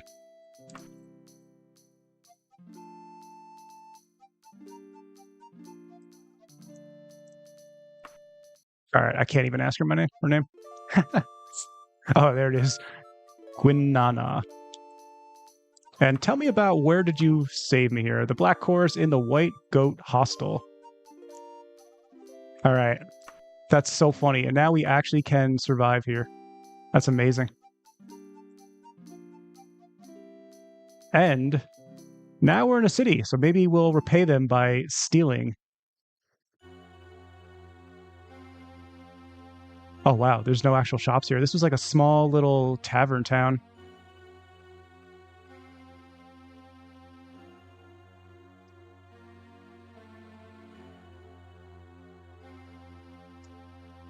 Yeah, it's really cool, though. The Die Harder mod, it really sets up some exciting moments like that, right? I didn't know it could actually save you based on, like, a poison death and then cure it for you. The first thing we have to do when we get to our next town here is steal from an alchemist. We got to have at least 2 cure poisons or cure 2 diseases on us. And I think the closest one's going to be Aldwood. Yeah, so we're still going to head over to Aldwood. That's where we were trying to get to originally. Oh, we're so low on... Oh, I gotta rest. I almost died again. All right, let's fully heal. That's going to feel good.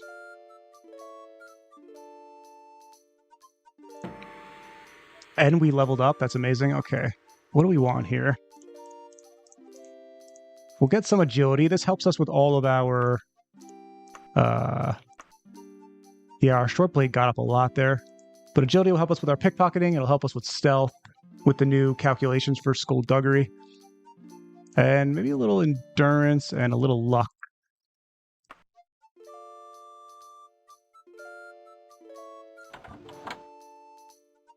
Man, if something like this happens in my Druid playthrough, I'm going to be so sad. Honestly, if the Druid playthrough dies, I'll probably have to... we'll just mark it as like a failed permadeath, but we'll probably have to continue at least a little bit of it. Because the Druid playthrough is going to be kind of short. It's probably going to be like 8 episodes or 9 episodes. But yeah, that would be sad. But the thing about the Druid, he'll be able to cure poisons and diseases, so it should be pretty easy for us.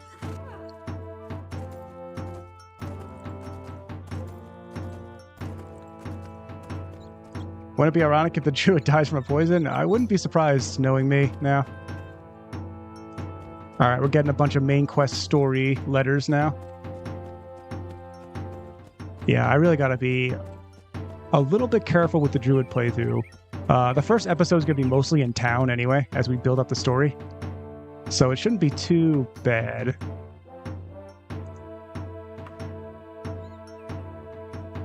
You could turn Die Harder's chance up for it. Yeah, I could do that as well. It's not a bad idea. I could also do another vote on the channel. Like, I voted on stream here.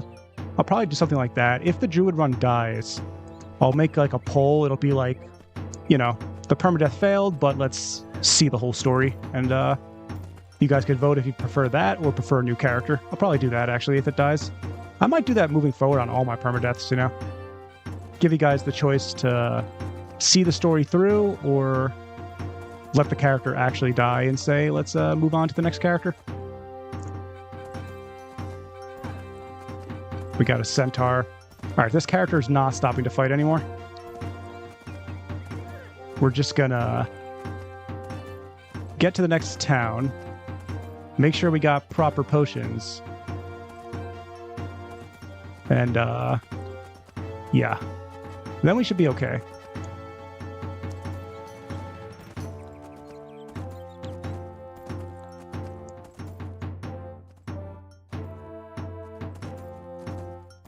I'm just gonna do a quick check on my stream real quick here.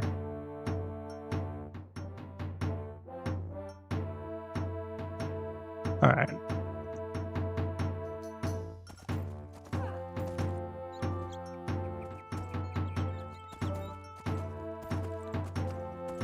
Sir Robin ran away. He bravely ran away.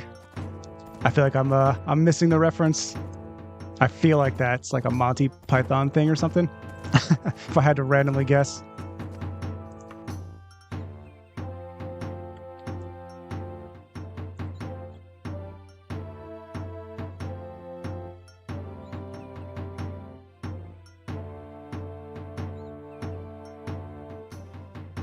Monty Python, yes, yeah. It's always a safe bet when I see something like that.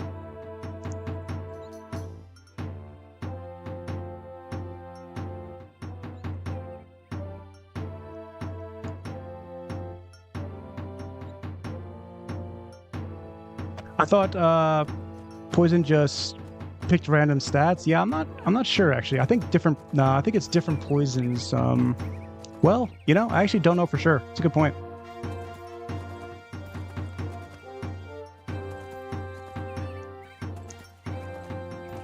I know diseases have specific sets, right? But I don't know about poisons.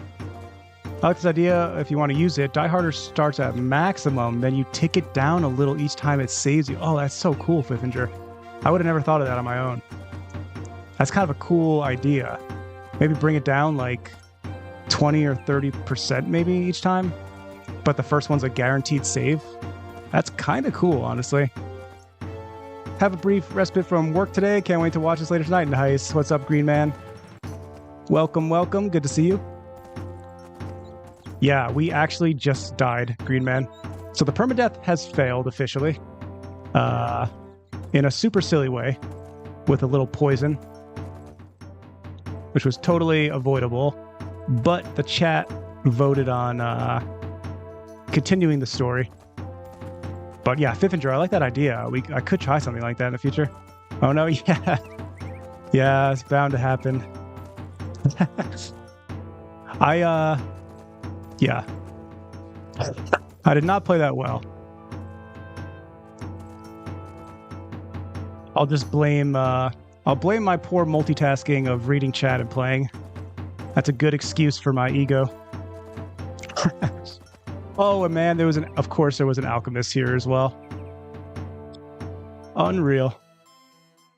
Our favorite floating alchemist here.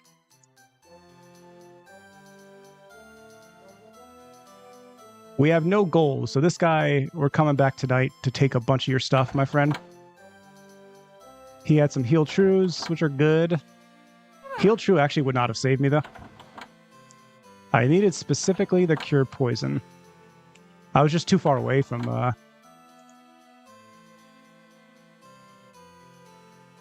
Potion of Seeking. What's that from? That must be from a mod.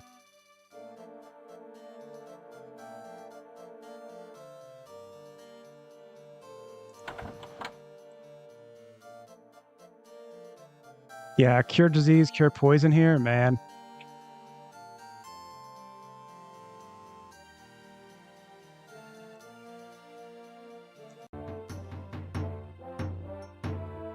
All right, let me check what other shops are in this town real quick.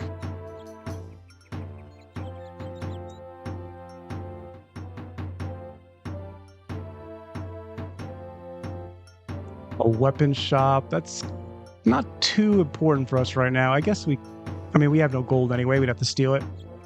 But weapons are pretty heavy, so they're kind of hard for us to pass the checks.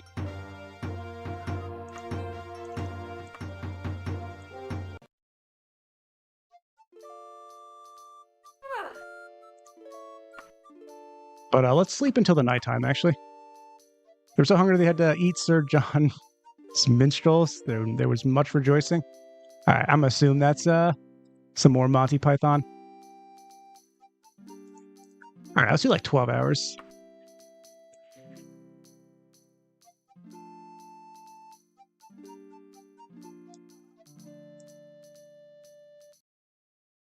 Yeah, the interiors look a bit darker still with some of the effects changed, which look nice.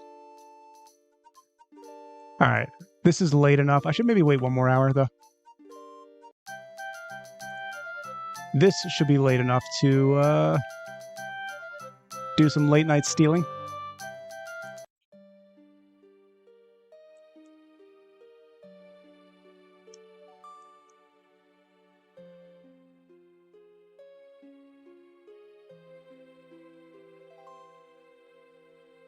Man, part of me wants to restart this playthrough so badly.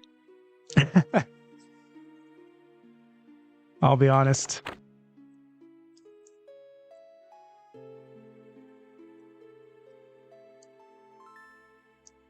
It's kind of a cool little, like, interesting information for me and testing. It's like now in the future, if I was doing a thief playthrough like this, I would make sure the first town I steal from, I make sure I at least take like one cure poison and one cure disease, right? It's something I didn't really think about. I've never made a character this weak before. With like a phobia to enemies and can't fight and stuff. So it's kind of interesting. I would know this time to grab a cure poison, a cure disease, one heal. And even if we got caught stealing it, we would just flee from that area. It's interesting. Restart it then? I only voted to continue because I want more thief. Yeah, maybe I will. Maybe I will restart it. I'm thinking. Yeah, I'm kind of enjoying the thief playthrough as well, honestly. It's so early. Like, usually on my older playthroughs, like, I know for the channel, I think I've only done 5 playthroughs on the channel Permadeath. And, they all died. So this is nothing new. But, yeah. They all died anyway. But, when I play by myself sometimes, like just my own playthroughs that I don't record for the channel, if a character dies early, I tend to restart it, learn a little bit about how I want to handle the playthrough. When I do the channel playthroughs, I don't really restart it. Although I guess I did restart the pirate playthrough, but that was many months later.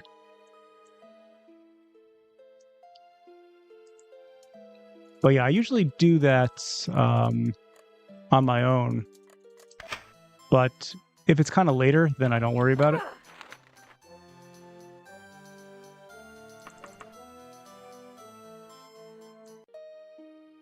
Look at that. Clean stealing and leaving right there. If I want to go on a stealing rampage, I just go to a kingdom I don't like. Yeah, that's always a good strat as well, Techna. I usually pick restoration, so I'm not really used to looking for potions. Yeah, this character, if I restarted, I would still go no magic. I kind of like it for the thief playthrough. It's a different kind of vibe. But yeah, I could easily... Oh, this had a jewelry shop as well. We would have been able to get so many from our list here. Man.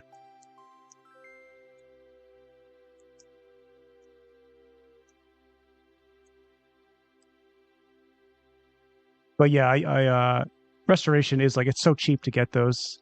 But I probably would still just go no magic again. I'd probably keep the exact same build, honestly, since I have a good sense of how I would handle it now. And the only thing I might change, actually, is we might swap Shortblade for Archery. I had Archery in the Minor, but if I'm going to keep the Phobia and, like, low tolerance to fire... Man, this character actually had resistance to poison and resistance to disease. Man, I'm going to do a little work later and, like, try to check the percentage chance. I'm going to look up all the numbers on the Elder Scrolls Wiki for Unity, and I'll see what my actual percent chance was of getting poisoned by that character in one attack. Because that had to be, like, super low. Yeah, I chose resistance to poison and disease, by the way, just because I felt like, I know later, maybe you guys know in later titles, but doesn't the Wood Elf usually get that as, like, a racial later on? I think maybe even Skyrim has that, right? Wow, that was unlikely as heck. Yeah, I know, that's crazy. But the Phobia to Humanoid I like keeping. I like keeping Forbidden Chain and Plates. So I probably would keep this. I would just change... Shortblade for Archery. I'll put Shortblade in the Minor, and I'll put Archery in the Primary, I think. It was pretty early. I mean, if I check the Steel list here, we only got like 4 things on it. I don't know. I guess it doesn't really matter either way, but yeah.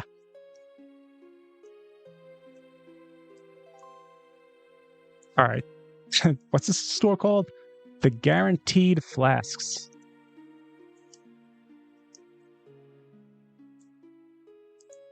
All right, we failed our check here, so we'll play a little minigame.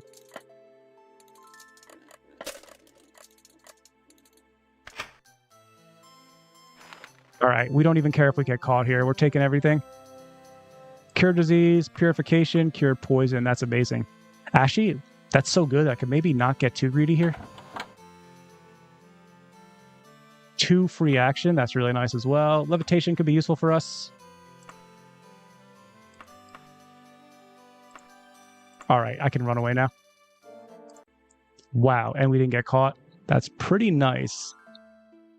Oh, I'm also kind of forgetting. I should really be taking off my armor when I go stealthing, just because it does I know it's leather, so it's not that heavy, but it still does slightly increase our chance of being caught.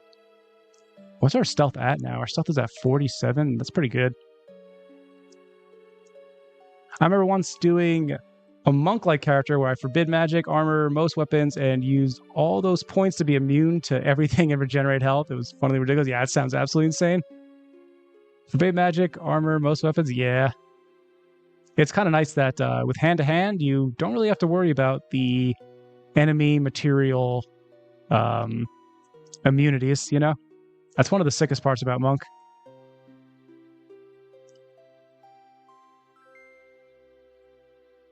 All right, now this character is pretty well equipped here. All right, you know what I'll probably do to keep the playthrough honest? I'm going to add a death counter. This is how we'll handle this. Let's, how do I do this in OBS? I could add a death counter. I don't want someone to look at my, what's it called? My title and be like, this guy's cheating. All right. We'll write death counter. Or death counts 1. Let's, how do I change the font here?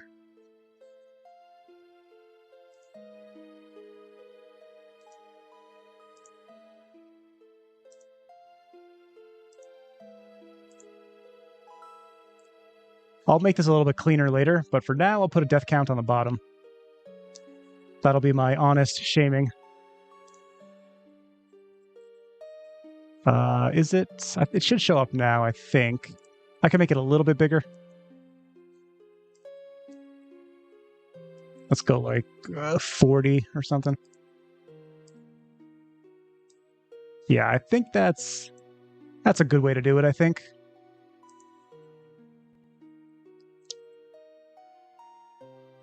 If you have Penwick papers, you could also make herbal remedies to cure your poison. Yeah, I actually do use Penwick papers, but I actually disabled everything besides the lockpicking minigame.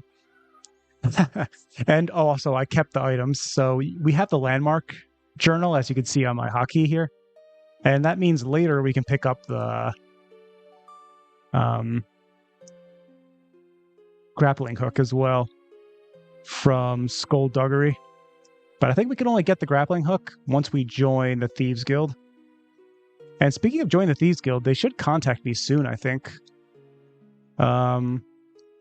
Maybe I should try to do some more pickpocketing. I'm going to wait till morning, actually. Now we got some good potions. We stole some more stuff here. And we'll also sell some stuff. That's a good idea. So let's go one day here. Let's find a nice little cozy room. This one's good. And what time do we have here? We got 1 a.m., so let's sleep till like 11-ish. The only disadvantage it has is that later... Oh, hand-to-hand has actually... Oh, had actually decent damage when you get up. Yeah, it does have decent damage for sure. It can be really fast too. The only disadvantage is that later in the game, when enemies have really good armor class, it doesn't have any bonus to hit, so liches and stuff will dodge like crazy. Yeah, that makes sense. Yeah.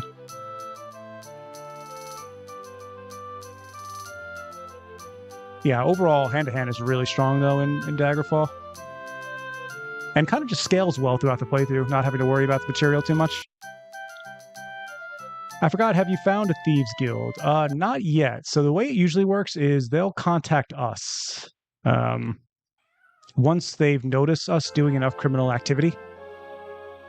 And I can do that in a couple ways. You can break into stores and stuff at night. You can pickpocket from people. And eventually... Actually, I didn't even check. One of these might be... That would be so funny. Yeah, I didn't even check. Wow, Cold Zero, great call. You asked that question, you made me think about it. When I got those letters, I was thinking like... what's it called? Like, you know, these are from the main quest, but we're ignoring the main quest. But I actually did get contacted by the Thieves Guild. That was clutch. Dear Springbrook, you are a thief. Do not try to deny it. You have been seen in the act. There is honor among thieves. Either join the guild or face the consequences. Steal the strapless dress from the Ashton residence in Mooring Manor. If you desire to join us, you have 91 days. Okay. Awesome. So... That's really good, actually. So we're on our way. We'll figure out their little trial here. And where was that located again? Where did they say? They want us to go to the Ashton residence in Mooring Manor. Let's check that out on the world map here. Grappling hook can sometimes appear in general stores too. Yeah, that's what I heard, Techno, yet I've never seen it. And I tried to force it to spawn by using the console commands. And for some reason, I still couldn't get it to spawn. Oh, this is super far away. How far is it by fast travel? Okay, it's 3 days by fast travel. This will be way too long to do real-time traveling for us. So let's just fast travel there. This was the right name, right? I could be wrong about the name. Let me check one more time. Yeah, the Mooring Manor. We're trying to steal the strapless dress.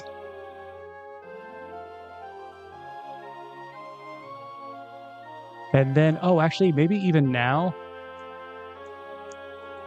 I think if I go to a city, the Thieves Guild will be marked on my map moving forward now. It's so weird that magic becomes weaker the newer the Elder Scrolls game is, and stealth becomes stronger the newer. Yeah, for sure.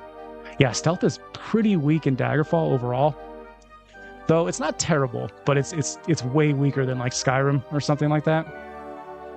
In Skyrim, stealth is like God mode.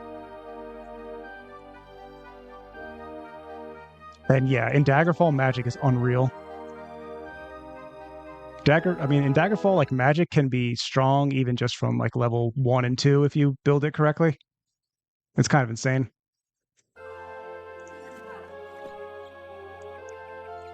Yeah, I think we'll do this actually, but let's actually shop first. We're here. We might as well sell some stuff.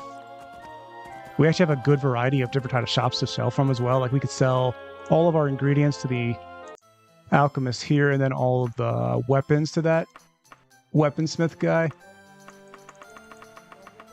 But I don't think we... Yeah, okay. This is good enough. Oh, I don't want to get rid of... We got to keep our steel items, though. So amber, jade. We can sell that as well.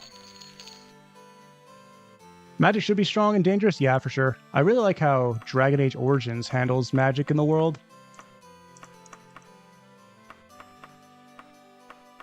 Did I not have more? I thought I had more stuff here. Oh, wait, yeah, he just won't buy it. That's right. Okay, that makes sense. So let's head over to the weaponsmith here, maybe. Yeah, it feels good when the world reacts to the danger of magic. It's something a lot of RPGs don't do, I feel, because it's kind of hard to capture that well. All right, we could easily get rid of some of this stuff here. We already got a steel short sword. We don't need two. I will hold on to the bow, of course. Oh, this is pretty good. We could wear that as well. So let's get rid of some of this stuff here. Yeah, we had so much stuff to sell. Though we're still not going to make that much gold from it. Yeah, only 1,000. That's kind of hilarious. But I didn't realize I had this. That's pretty good. We can also check, maybe there's a clothing store where I could sell some of this other stuff.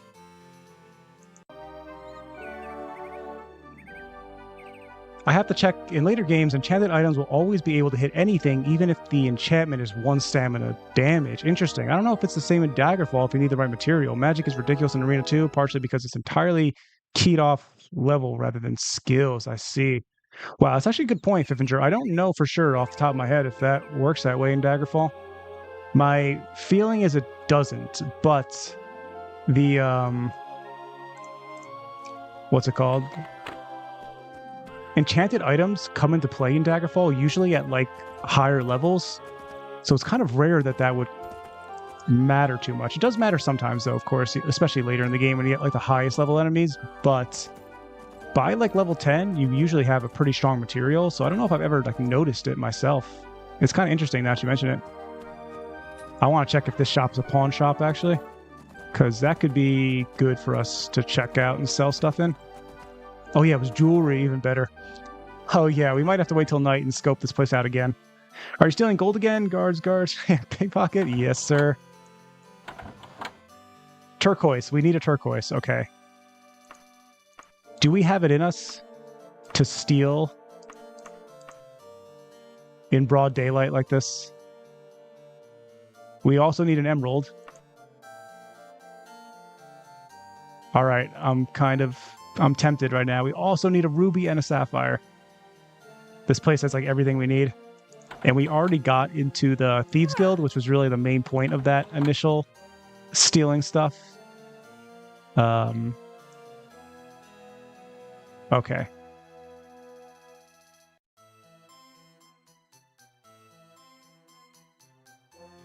Just come at night. Yeah, we could just wait till night.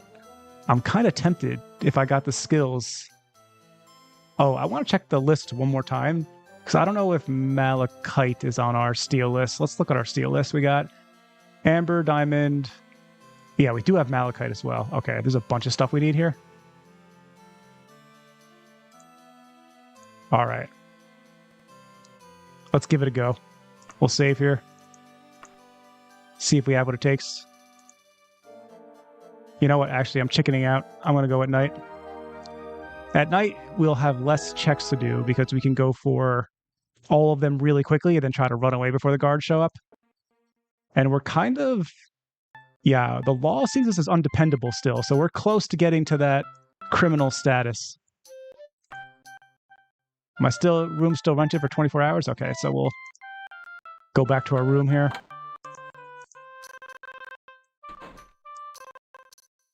Yeah, welcome to the stream, C Redux. Hope you're doing good. All right, it's 12 o'clock here, so let's go until like a little after midnight. And Daggerfall magic gets stronger with level and cheaper with skill, and Arena both happen with level because there are no skills. Yeah, that sounds sick. I didn't play too much with Arena. I did have like, I guess, 10 or 15 hours in total, maybe. So, yeah, I'm not sure. Just casing the joint. We got one person hanging out after dark. That's kind of weird. A little suspicious, lady. Are you a vampire?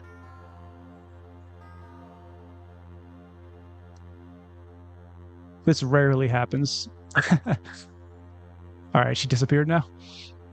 All right, let's head back to... Yeah, here it is. Okay.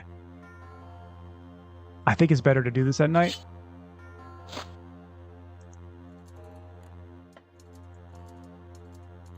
Oh, this jewelry store has a good lock here.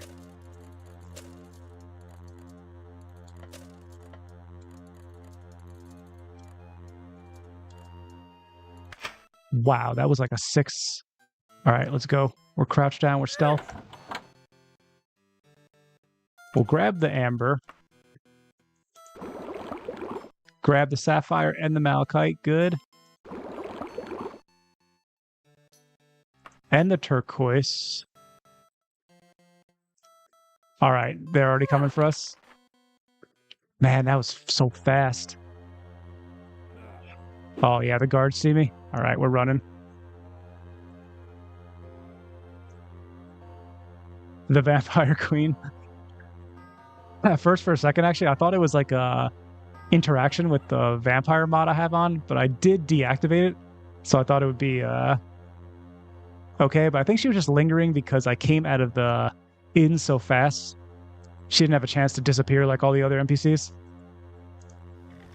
Yeah, we're too fast for these guys. There's no walls to keep us in at night. We're good.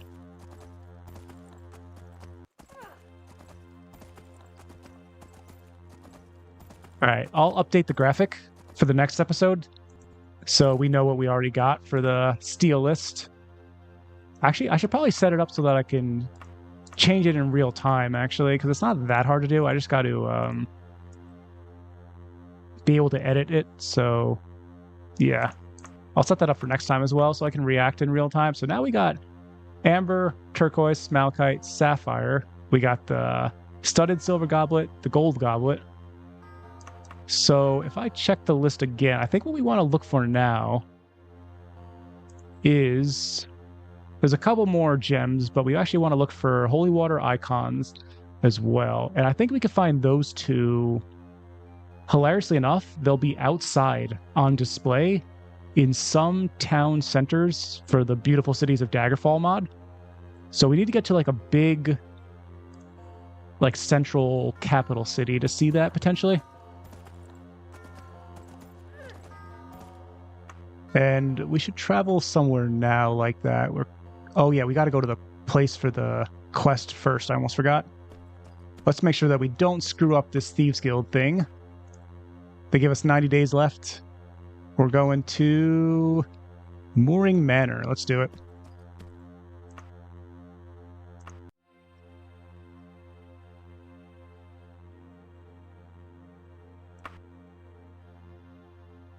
It's kind of far, but let's actually just start with camping out. We'll see how it goes at first.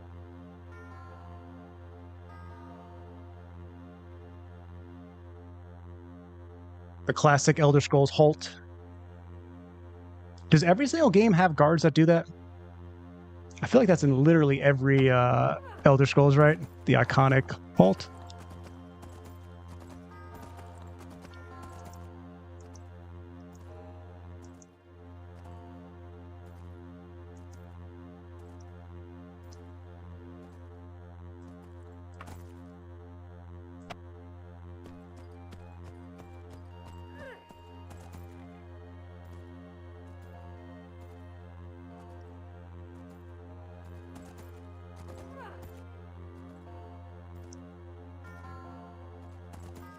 Was that a white rabbit chasing you? I think it was actually an ice wolf. Part of the Daggerfall enemy expansion mod does add a few pretty unique looking enemies like that. I think those are called ice wolves. If we see one again, I'll remember to click on it. But yeah, I'm pretty sure it's an ice wolf. Oblivion has stop right there. Criminal scum. Oh yeah. Is that what that comes from? Oblivion? I don't think I've ever committed a crime in Oblivion. So I actually didn't know that. That's actually funny. I've heard the line though before. You committed crimes against Skyrim Ender people. Oh yeah, Glenn, that is bringing back memories. You're right. Stop, you violate. Oh man. Does some mod have wars or more larger battles with a lot of NPCs? Yeah, NGC, there is a mod. Wait, I'm lagging real quick. Let me wait for this lag to stop. You could try a mod called... I'll type it in the chat for you, because it's kind of long. Lives of Raiders Banditry Events. And this will spawn large-scale battles near farms and farmsteads. It's a really, really great mod. You get to... There's a couple different types of encounters that can happen. There's orc raids or giant raids. And those are cool too. But what I would recommend is trying to find one of the bandit raids. Because when a bandit raid encounter happens, you choose between one of two factions. You could choose the law, which is usually like a knights and stuff like that. Or you could choose the criminals, which is like the bandits and thieves and stuff. And then two factions spawn and fight each other. And then you try to fight on your side. And if you win, you'll get rewarded. And if you fail, you'll have to run because there'll be so many surviving army or faction people left. So it's really sick. All of the main 5 games, I'm sure, have had the guard saying Hall. Yeah, I feel like it does, right?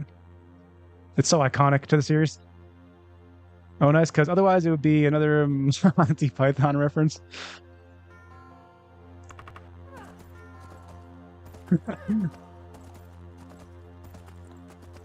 Yeah, speaking of another classic thing I have to watch at some point, Monty Python. I've somehow not caught that in my life, which is crazy. I don't think Morrowind has any mimetic guard dialogue. Arena, they say stop thief. Gotcha.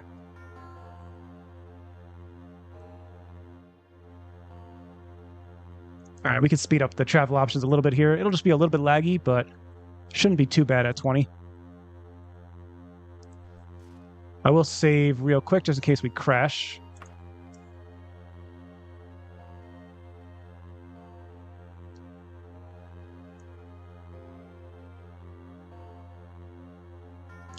Oh, we got a bandit camp.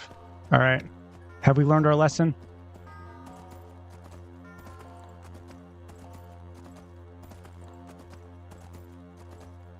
Have we learned our lesson this time? Yo, Cold Zero, thank you. That's really nice. Daily target hit using my stealth archer? Nice. I really appreciate that. Thank you. With the RSD 100.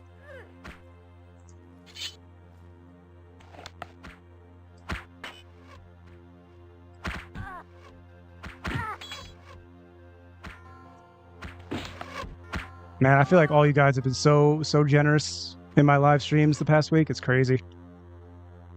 I really do appreciate it a lot. I feel like my monotone voice is not the best at expressing my thanks. All right, I've learned my lesson this time though.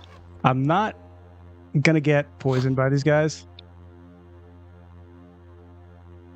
Oh my god, Cold Zero. Wrong color, this one's right. Man, with another 250? Oh man, thank you very much, Cold Zero. Thank you again. Hey, we can wear these silver boots.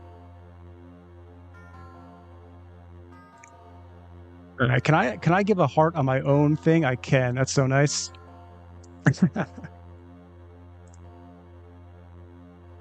An Elven Wakasaji. Are Wakasajis short blades? Does anyone know? I'm not sure if they are, actually. I'll grab it anyway to sell. And let's put our lantern on, actually. All right. Oh, that's the golden. All right. So we'll be streaming tomorrow for sure. Thanks to Cold Zero. I'll definitely be streaming tomorrow. And speaking of that, this is a good opportunity right now. Let me put up a poll here. And I want to ask you guys which time slot for tomorrow you prefer. So tomorrow, stream time. I'll do like 12 p.m., 3 p.m., and maybe like a later 6 p.m. This is all Eastern time, by the way. Actually, let me add that to the poll. This is actually a good opportunity because you guys are all here in the live stream right now. I can ask you. So, yeah, let me start this poll here. And that's good. I should remember to do this more often, actually. Poll you guys in the stream here because I know for some of you guys in Europe, some of my time slots might not be the best. Stupid question. Does Daggerfall have followers like Skyrim? What about relation? It's okay if they're mods? Yeah, NGC, there are a couple options for you. You could grab a mod called Language Skills Overhaul. This will let you, after pacifying enemies, you can talk to them, trade with them, and if you pass language skills, you might be able to also have them join your party, and they'll what's it called?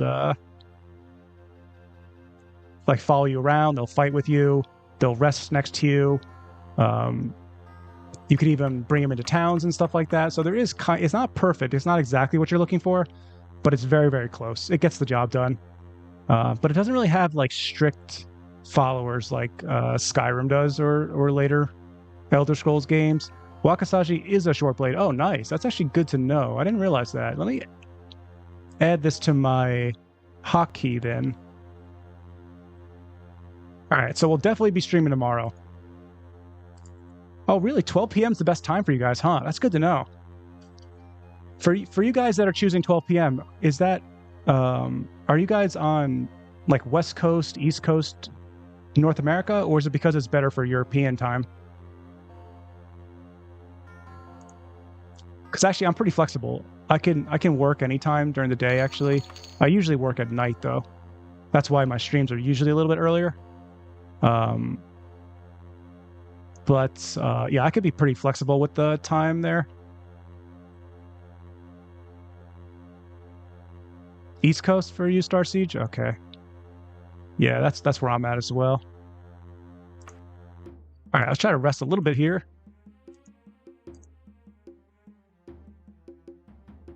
A school of slaughter ship fish. I still get those like messages about the what's it called? From Warm Ashes, I think. I'm on +1 in Europe. That's 6 hours forward. So 12 p.m. is nice afternoon stream. Gotcha, Cold Zero. Okay, that's cool. Yeah, it's good to know. I think a lot of people in Europe prefer the 12 p.m. slot, which is actually kind of best for me as well. So that's really nice. I was just choosing some different times to test stuff out for me and to test out like the stream numbers for you guys as well. But yeah, it looks like 12 p.m. is easily winning the poll here. So, okay, that's really good information for me. The farmer doesn't want you here. I don't see a farmer here. Whose farm is this? With the broken down tower here.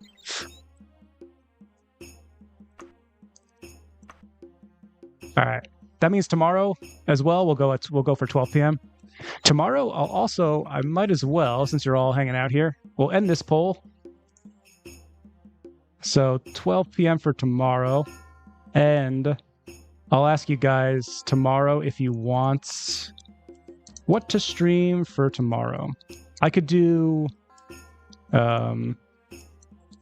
episode 3 of Thief playthrough.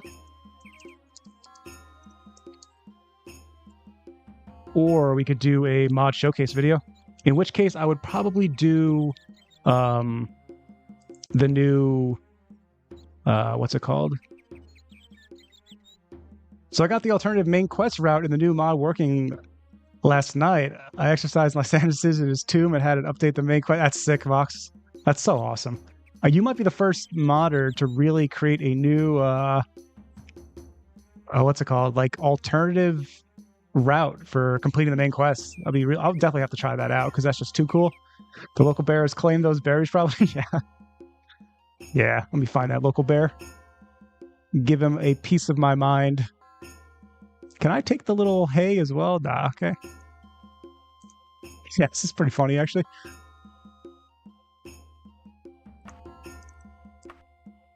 All right, I'm feeling good now. I got an elven short blade. We got a decent amount of stuff on our list done there. And actually, our armor is not even that bad anymore. We got kind of lucky with some of that stuff. I should remember to steal more arrows next time as well, or just buy them. They're so cheap. I'll put that away, put these away. Oh, I got fire arrows now as well. I should add that to the list. Where do I want that? Maybe on... I'll put that on 3, actually, and then we'll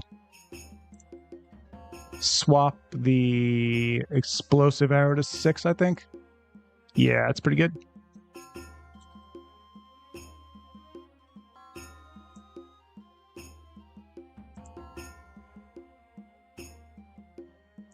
All right, we're actually making pretty good progress here. Once we get this done, this is kind of like our initiation test for the Thieves Guild. And I'll be excited to show you guys the Thieves Guild overhaul that I got. It's kind of an older mod, but I really like what the mod author did for the Thieves Guild overhaul. And there's a couple functional stuff. It's not just a different appearance. I mean, it's mostly a different appearance, but there's some really cool functional stuff that the mod author did. Like, when you come back to your Thieves Guild after some time, other thieves will drop off some stuff they stole, which is pretty cool. So you can, like, take loot from other thieves. It's like everyone's sharing together the stuff they stole. So it really kind of gives you a Thieves Guild feeling.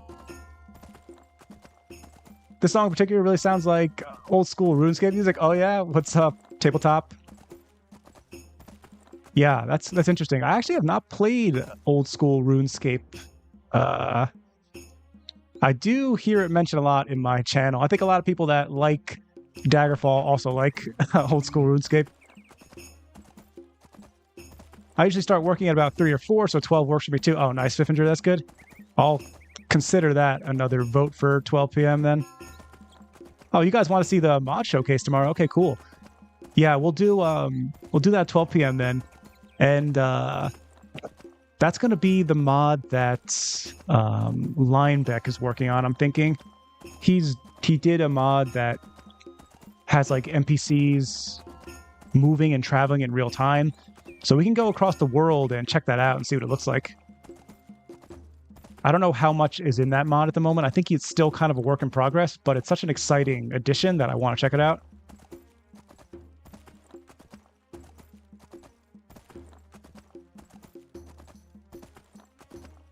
We didn't need an OSRS art style mod for Daggerfall. Oh, nice. Yeah, that would be cool. I can't really think off the top of my head, like, what it really looks like.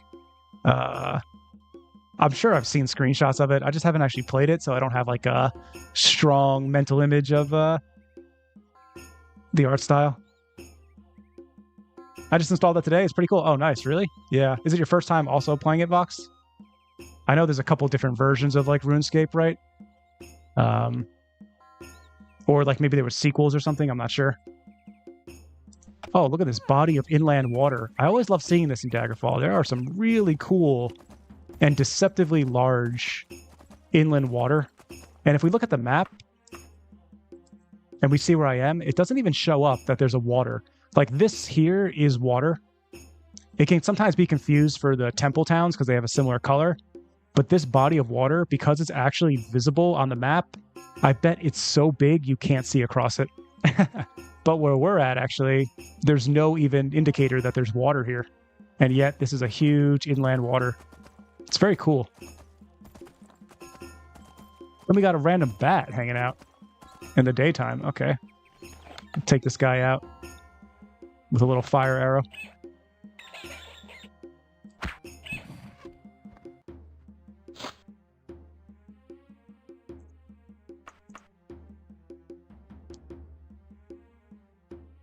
It would be cool if I had the very little boat, like that little rowboat that you can get.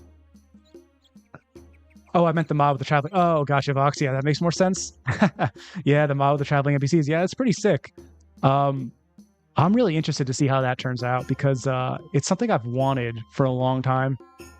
And I never felt that other mods that kind of created emergent like encounters in the wild really captured that perfectly for me personally, for my taste. But yeah, I'll be really curious to try that out. Maybe I should wait to get my first impression on stream tomorrow then with everyone else. Maybe I'll just install it, make sure it works, and then we'll explore it together.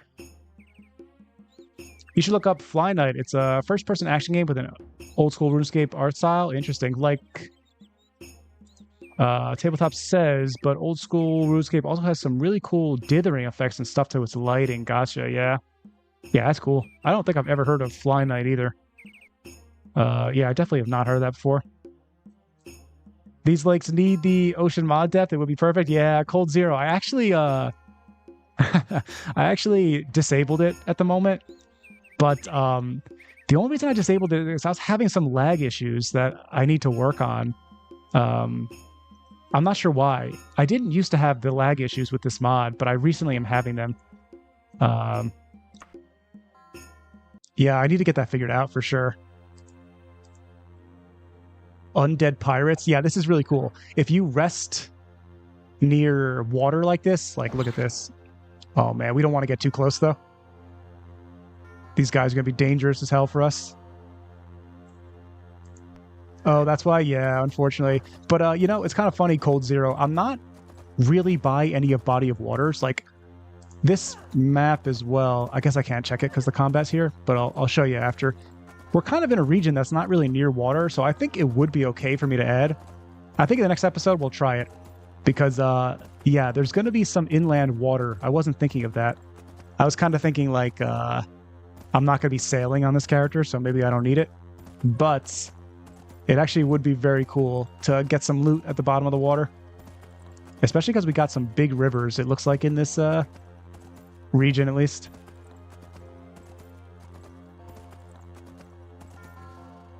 But yeah, I guess there is a... I guess the bay does show up at the south part of this region, actually. I need to go cut my grass, even though it's probably probably about 7,000 degrees outside. See you later. Hey, thanks for hanging out, Computer Giraffics. I appreciate it. I'll be live tomorrow as well. Hope to see you then.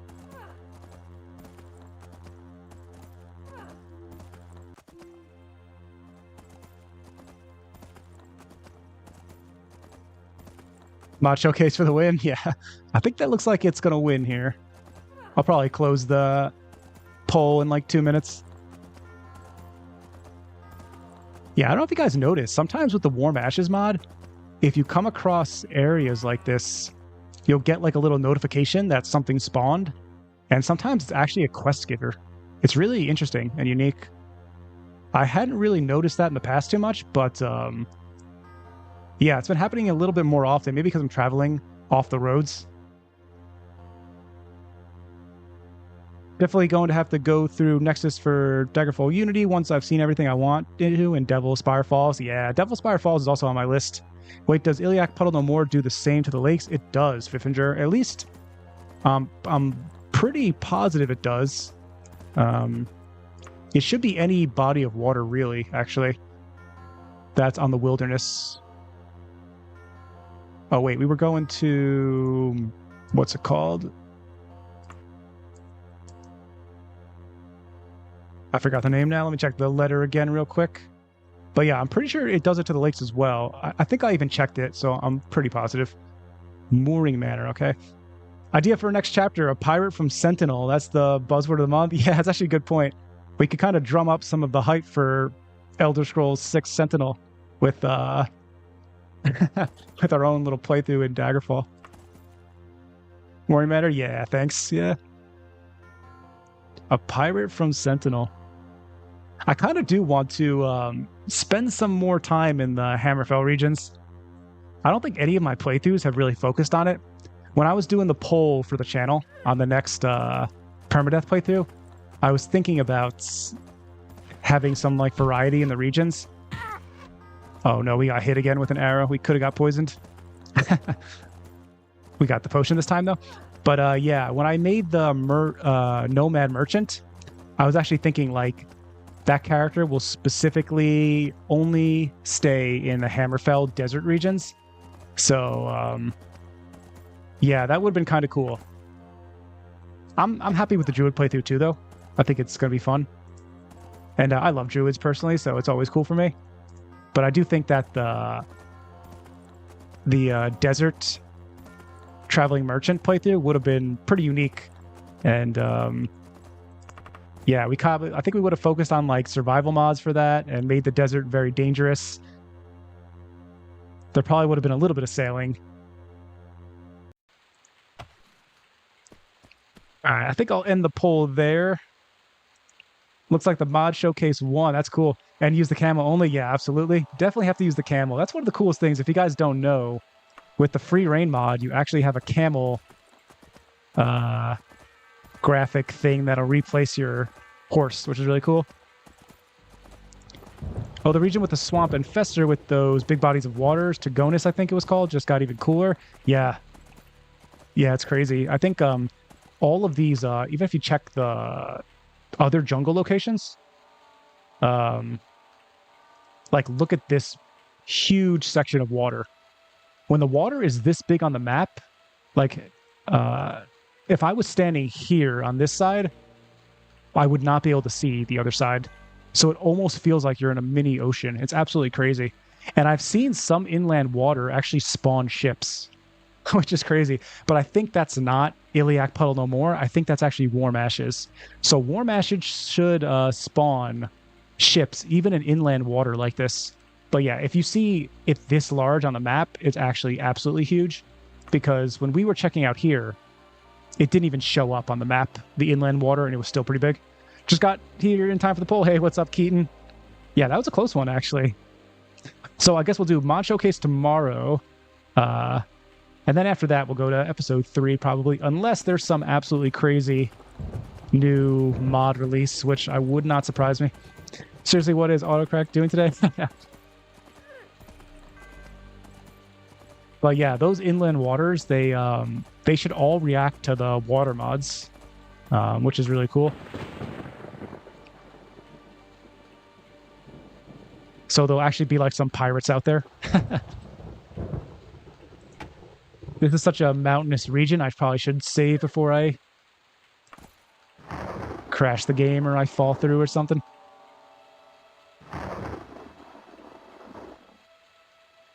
This is cool, though. That's so funny. I would not have thought about checking my letters about the Thieves Guild.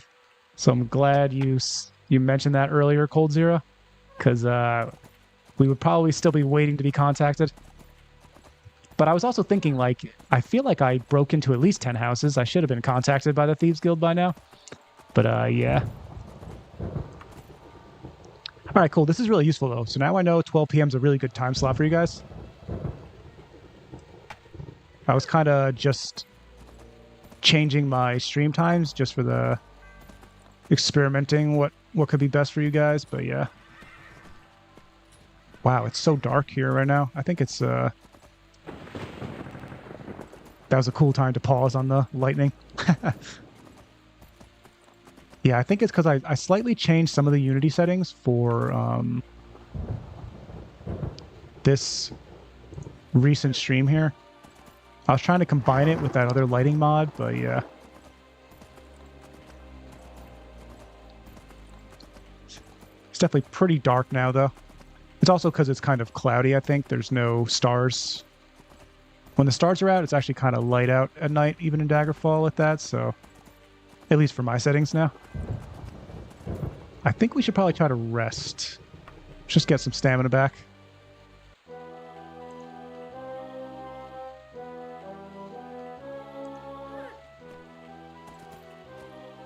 Alright, let's check how close we are now. Oh, we're actually really close now. That wasn't too bad for real-time traveling, actually. Oh yeah, we're definitely really close now.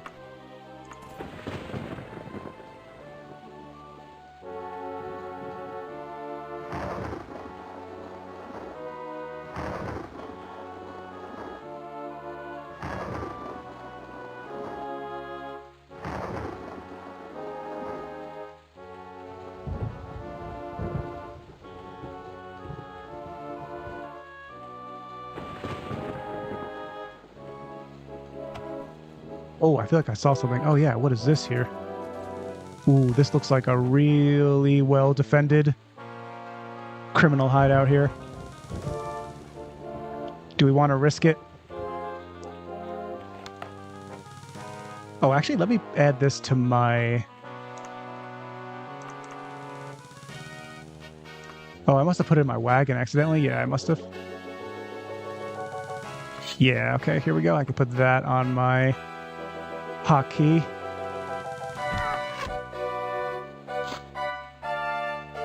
I'm already getting sniped here.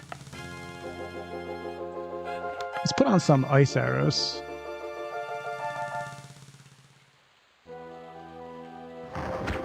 The ominous looking towers, what could go wrong? Yeah. I feel like I didn't learn my lesson earlier. This is a pretty cool looking bandit camp though. Whoa, there's a bunch of them right there. Okay, this is a perfect opportunity for the poison cloud. That's gonna hit all of them right there.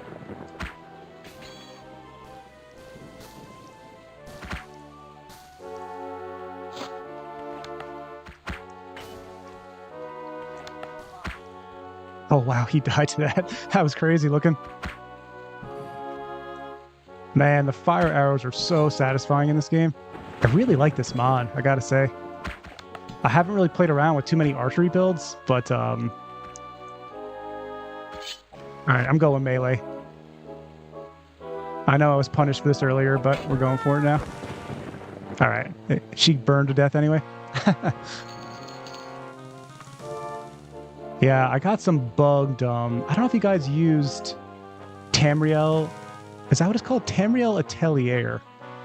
It's like a clothing mod, but I think even after removing it, it's kind of has like slightly bugged things here, unfortunately.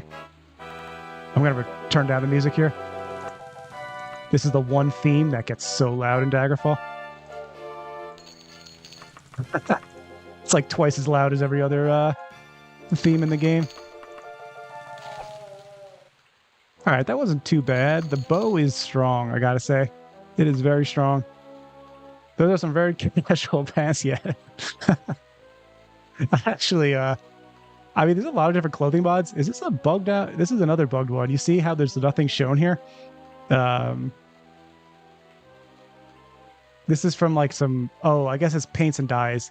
Yeah, I removed this because it was actually like somehow interacting with the decorator mod. I'm not sure why. It's kind of weird. What was that sound? Yeah, I'm not sure either. It sounded like another arrow. That's what I thought at first. All right, let's put some stuff in here to make space. But yeah, those are some extremely casual pants right there. But yeah, if I try to wear that, nothing comes up. It's not like an actual thing. Oh, that was this thing. It's a Spriggan. Let's see if we can tame him. Nah, he's not interested.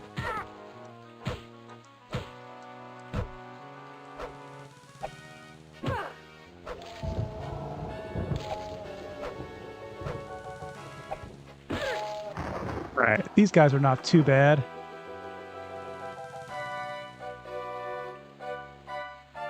Let's check this loot pile here.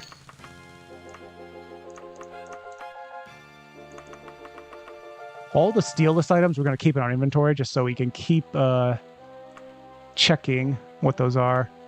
I don't need those shoes anymore either. All right. Oh, what do we have here? A gem. Oh, this is cool. All right, so there's a chance here to get one of our steel list items. Let's see what we got. Oh, it was another turquoise. Okay.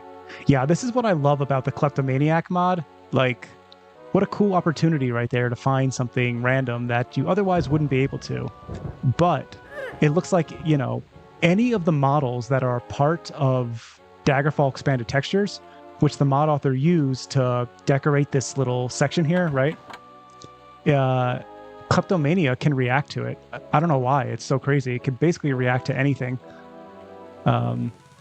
Even though it's not actually an item. It's very, very interesting. I don't know how the mod works, but I'm not having any issues with it, so it's really cool.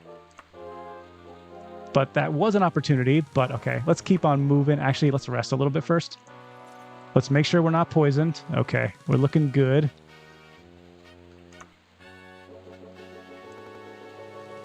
All right. Oh, there's another one here. Yeah, see, there's another opportunity here. This gem can be anything. Let's steal it. And it's an emerald, which is awesome. That is on our list, I think. Let me check the list again real quick on this. Yeah, nice. All right, so another one done here. We got the emerald. Yeah, what a cool mod. When I did my first Thief playthrough, I didn't even think about adding this mod. But now we got the emerald as well. And we'll also just be, we'll be working our way towards like Thieves Guild stuff here. Once we actually get accepted, which we will after we finish this quest. All right, let's keep moving now.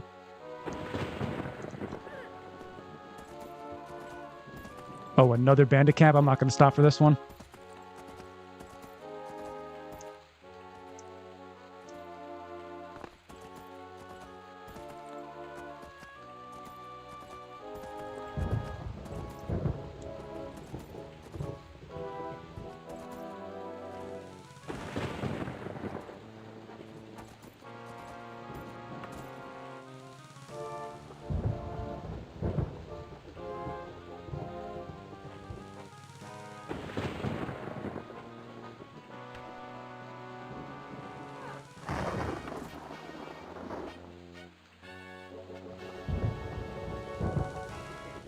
Oh yeah, you guys saw that, right? That's what I love about this falling down mod. So I got one of those classic travel options clipping through the ground there. But yeah, falling down just saved me immediately. It's so quick and so consistent. All right, we actually made it here. And they want us to go where? They want us to go to the Ashton residence and steal the strapless dress. Okay. It's an absolute necessity if you're using travel options. Yeah, for sure, Fiffinger. Yeah, I've lost so much time in the past. Before that mod was around, or I guess before I realized it was around, I used to like have to always reload saves from like 5 to 10 minutes ago. I would constantly save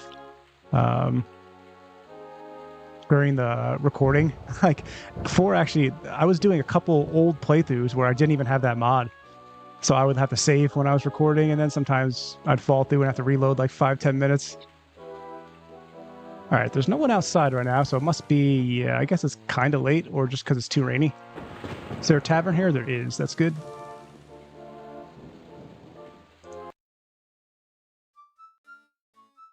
So I think we'll rest until morning here. Oh, it's kind of a cool inn as well. Yeah, most of these taverns, like you could see this goblet's just a normal goblet. This is a normal silver one. When I made that steel list, I chose like the jeweled goblets because they're not usually in taverns, but that one had it, interestingly.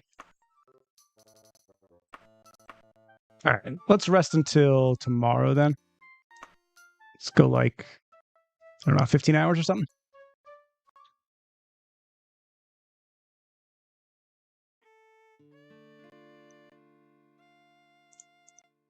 Actually, it's a little bit early still. Let's go a little longer.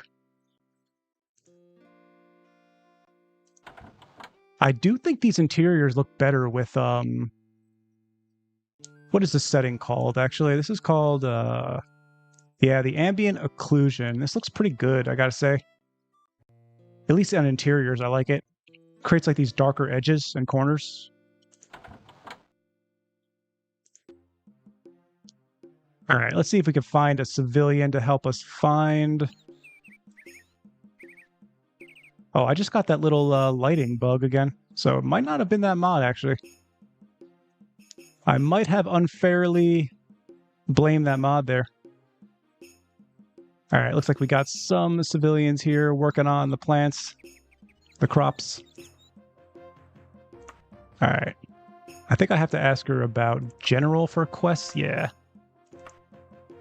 Oh, she doesn't know where it is. Okay. I should probably go now. The clothes aren't going to get themselves off the line. See ya. Hey, thanks for hanging out, Fiffinger. See you next time. Is that ambient occlusion a mod or standard option? Because it really gives it depth. Yeah, it's actually just a standard option, which is really cool. And something I didn't really play around with originally when I first started Daggerfall Unity was all these options. But yeah, if you just enable this, you can control the intensity, the radius, and the quality as well. There's a couple other options here. I did try anti-aliasing. I didn't really notice too much of a difference. And yeah, you actually don't need the retro mode on to get the benefits of all these ones. Retro mode only needs to be on for the post-processing effects. So otherwise, you're actually okay to use all these, which is cool. Bloom is also interesting. It can be really nice. In some cities with the bloom on, the nighttime light from these windows, they'll really shine nicely. But yeah, it does look really good. I like how it looks for interiors. You can also notice it on the outside as well. Like these edges are a lot darker. Yeah, it gives some good like definition to some of these locations. Wow, there's so few NPCs out here. Let me look for someone else.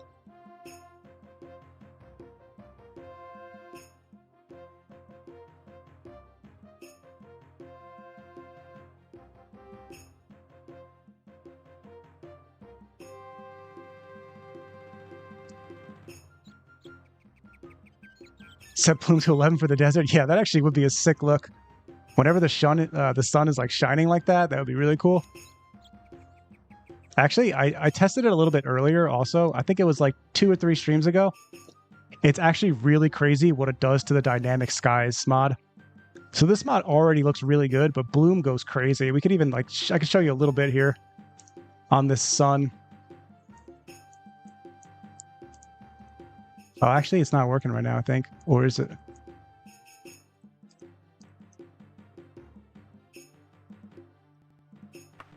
No, it's not working right now.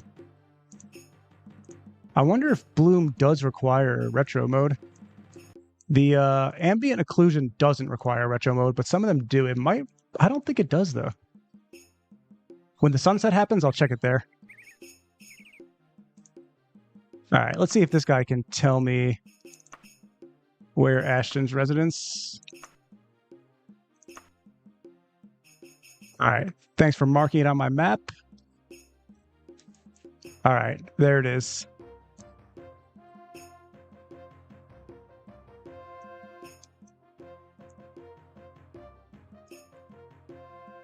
All right, this might actually be a good place to stop for the day here. We know exactly what we got to do to get into the Thieves Guild here. We're all set for that, so that'll be a cool way to start the next episode. For the poll, we'll do a stream tomorrow at 12. I'll make a thumbnail for it tonight at some point. We'll do the mod showcase for the new Wandering NPCs mod, which will be cool. And yeah, and then I'll probably also still stream on the weekend. I think 12 p.m. will just be good. I'll go with 12 p.m. for now and see if that's like the best time slot for us. And yeah, I think we'll call it there. I am working on another video right now. I'm trying to get a video out for some beginner content, actually. I do want to focus a little bit more on some like tutorial Daggerfall content, just because it's been a really long time since I got some of that out. I used to do it more often last year, and I want to get back to doing some of that, because I get questions a lot, like on my comment sections, about things that if I just did like one proper tutorial video discussing that aspect, then I'd have a video I could, you know, tell people to go check out to answer those questions. So I think I'll probably try to get that out sometime next week. And then, yeah, I know I also got to work on the Druid playthrough. We have some of the intro done for it, but I haven't actually recorded episode 1 yet. So I still got some work to do there. I've been live streaming so much. That's been it's been taking away a little bit from my video creation time. But yeah, I'll get on that next week for sure. So I'm trying to get the Druid playthrough out either next week or the week after. The like beginner content, I should have at least one of those done for next week. We'll stream again tomorrow at 12 p.m. We'll do the mod showcase. And yeah, then after that, maybe on Saturday, we'll do episode 3 of the Thief playthrough. We'll keep this going. Yeah, I think that sounds good. But I think I'll stop the stream here. Thanks for hanging out, guys. Thanks again, Cold Zero, for all the support. I really do appreciate it. And yeah, I hope I'll see you all in the next stream. Take care, guys.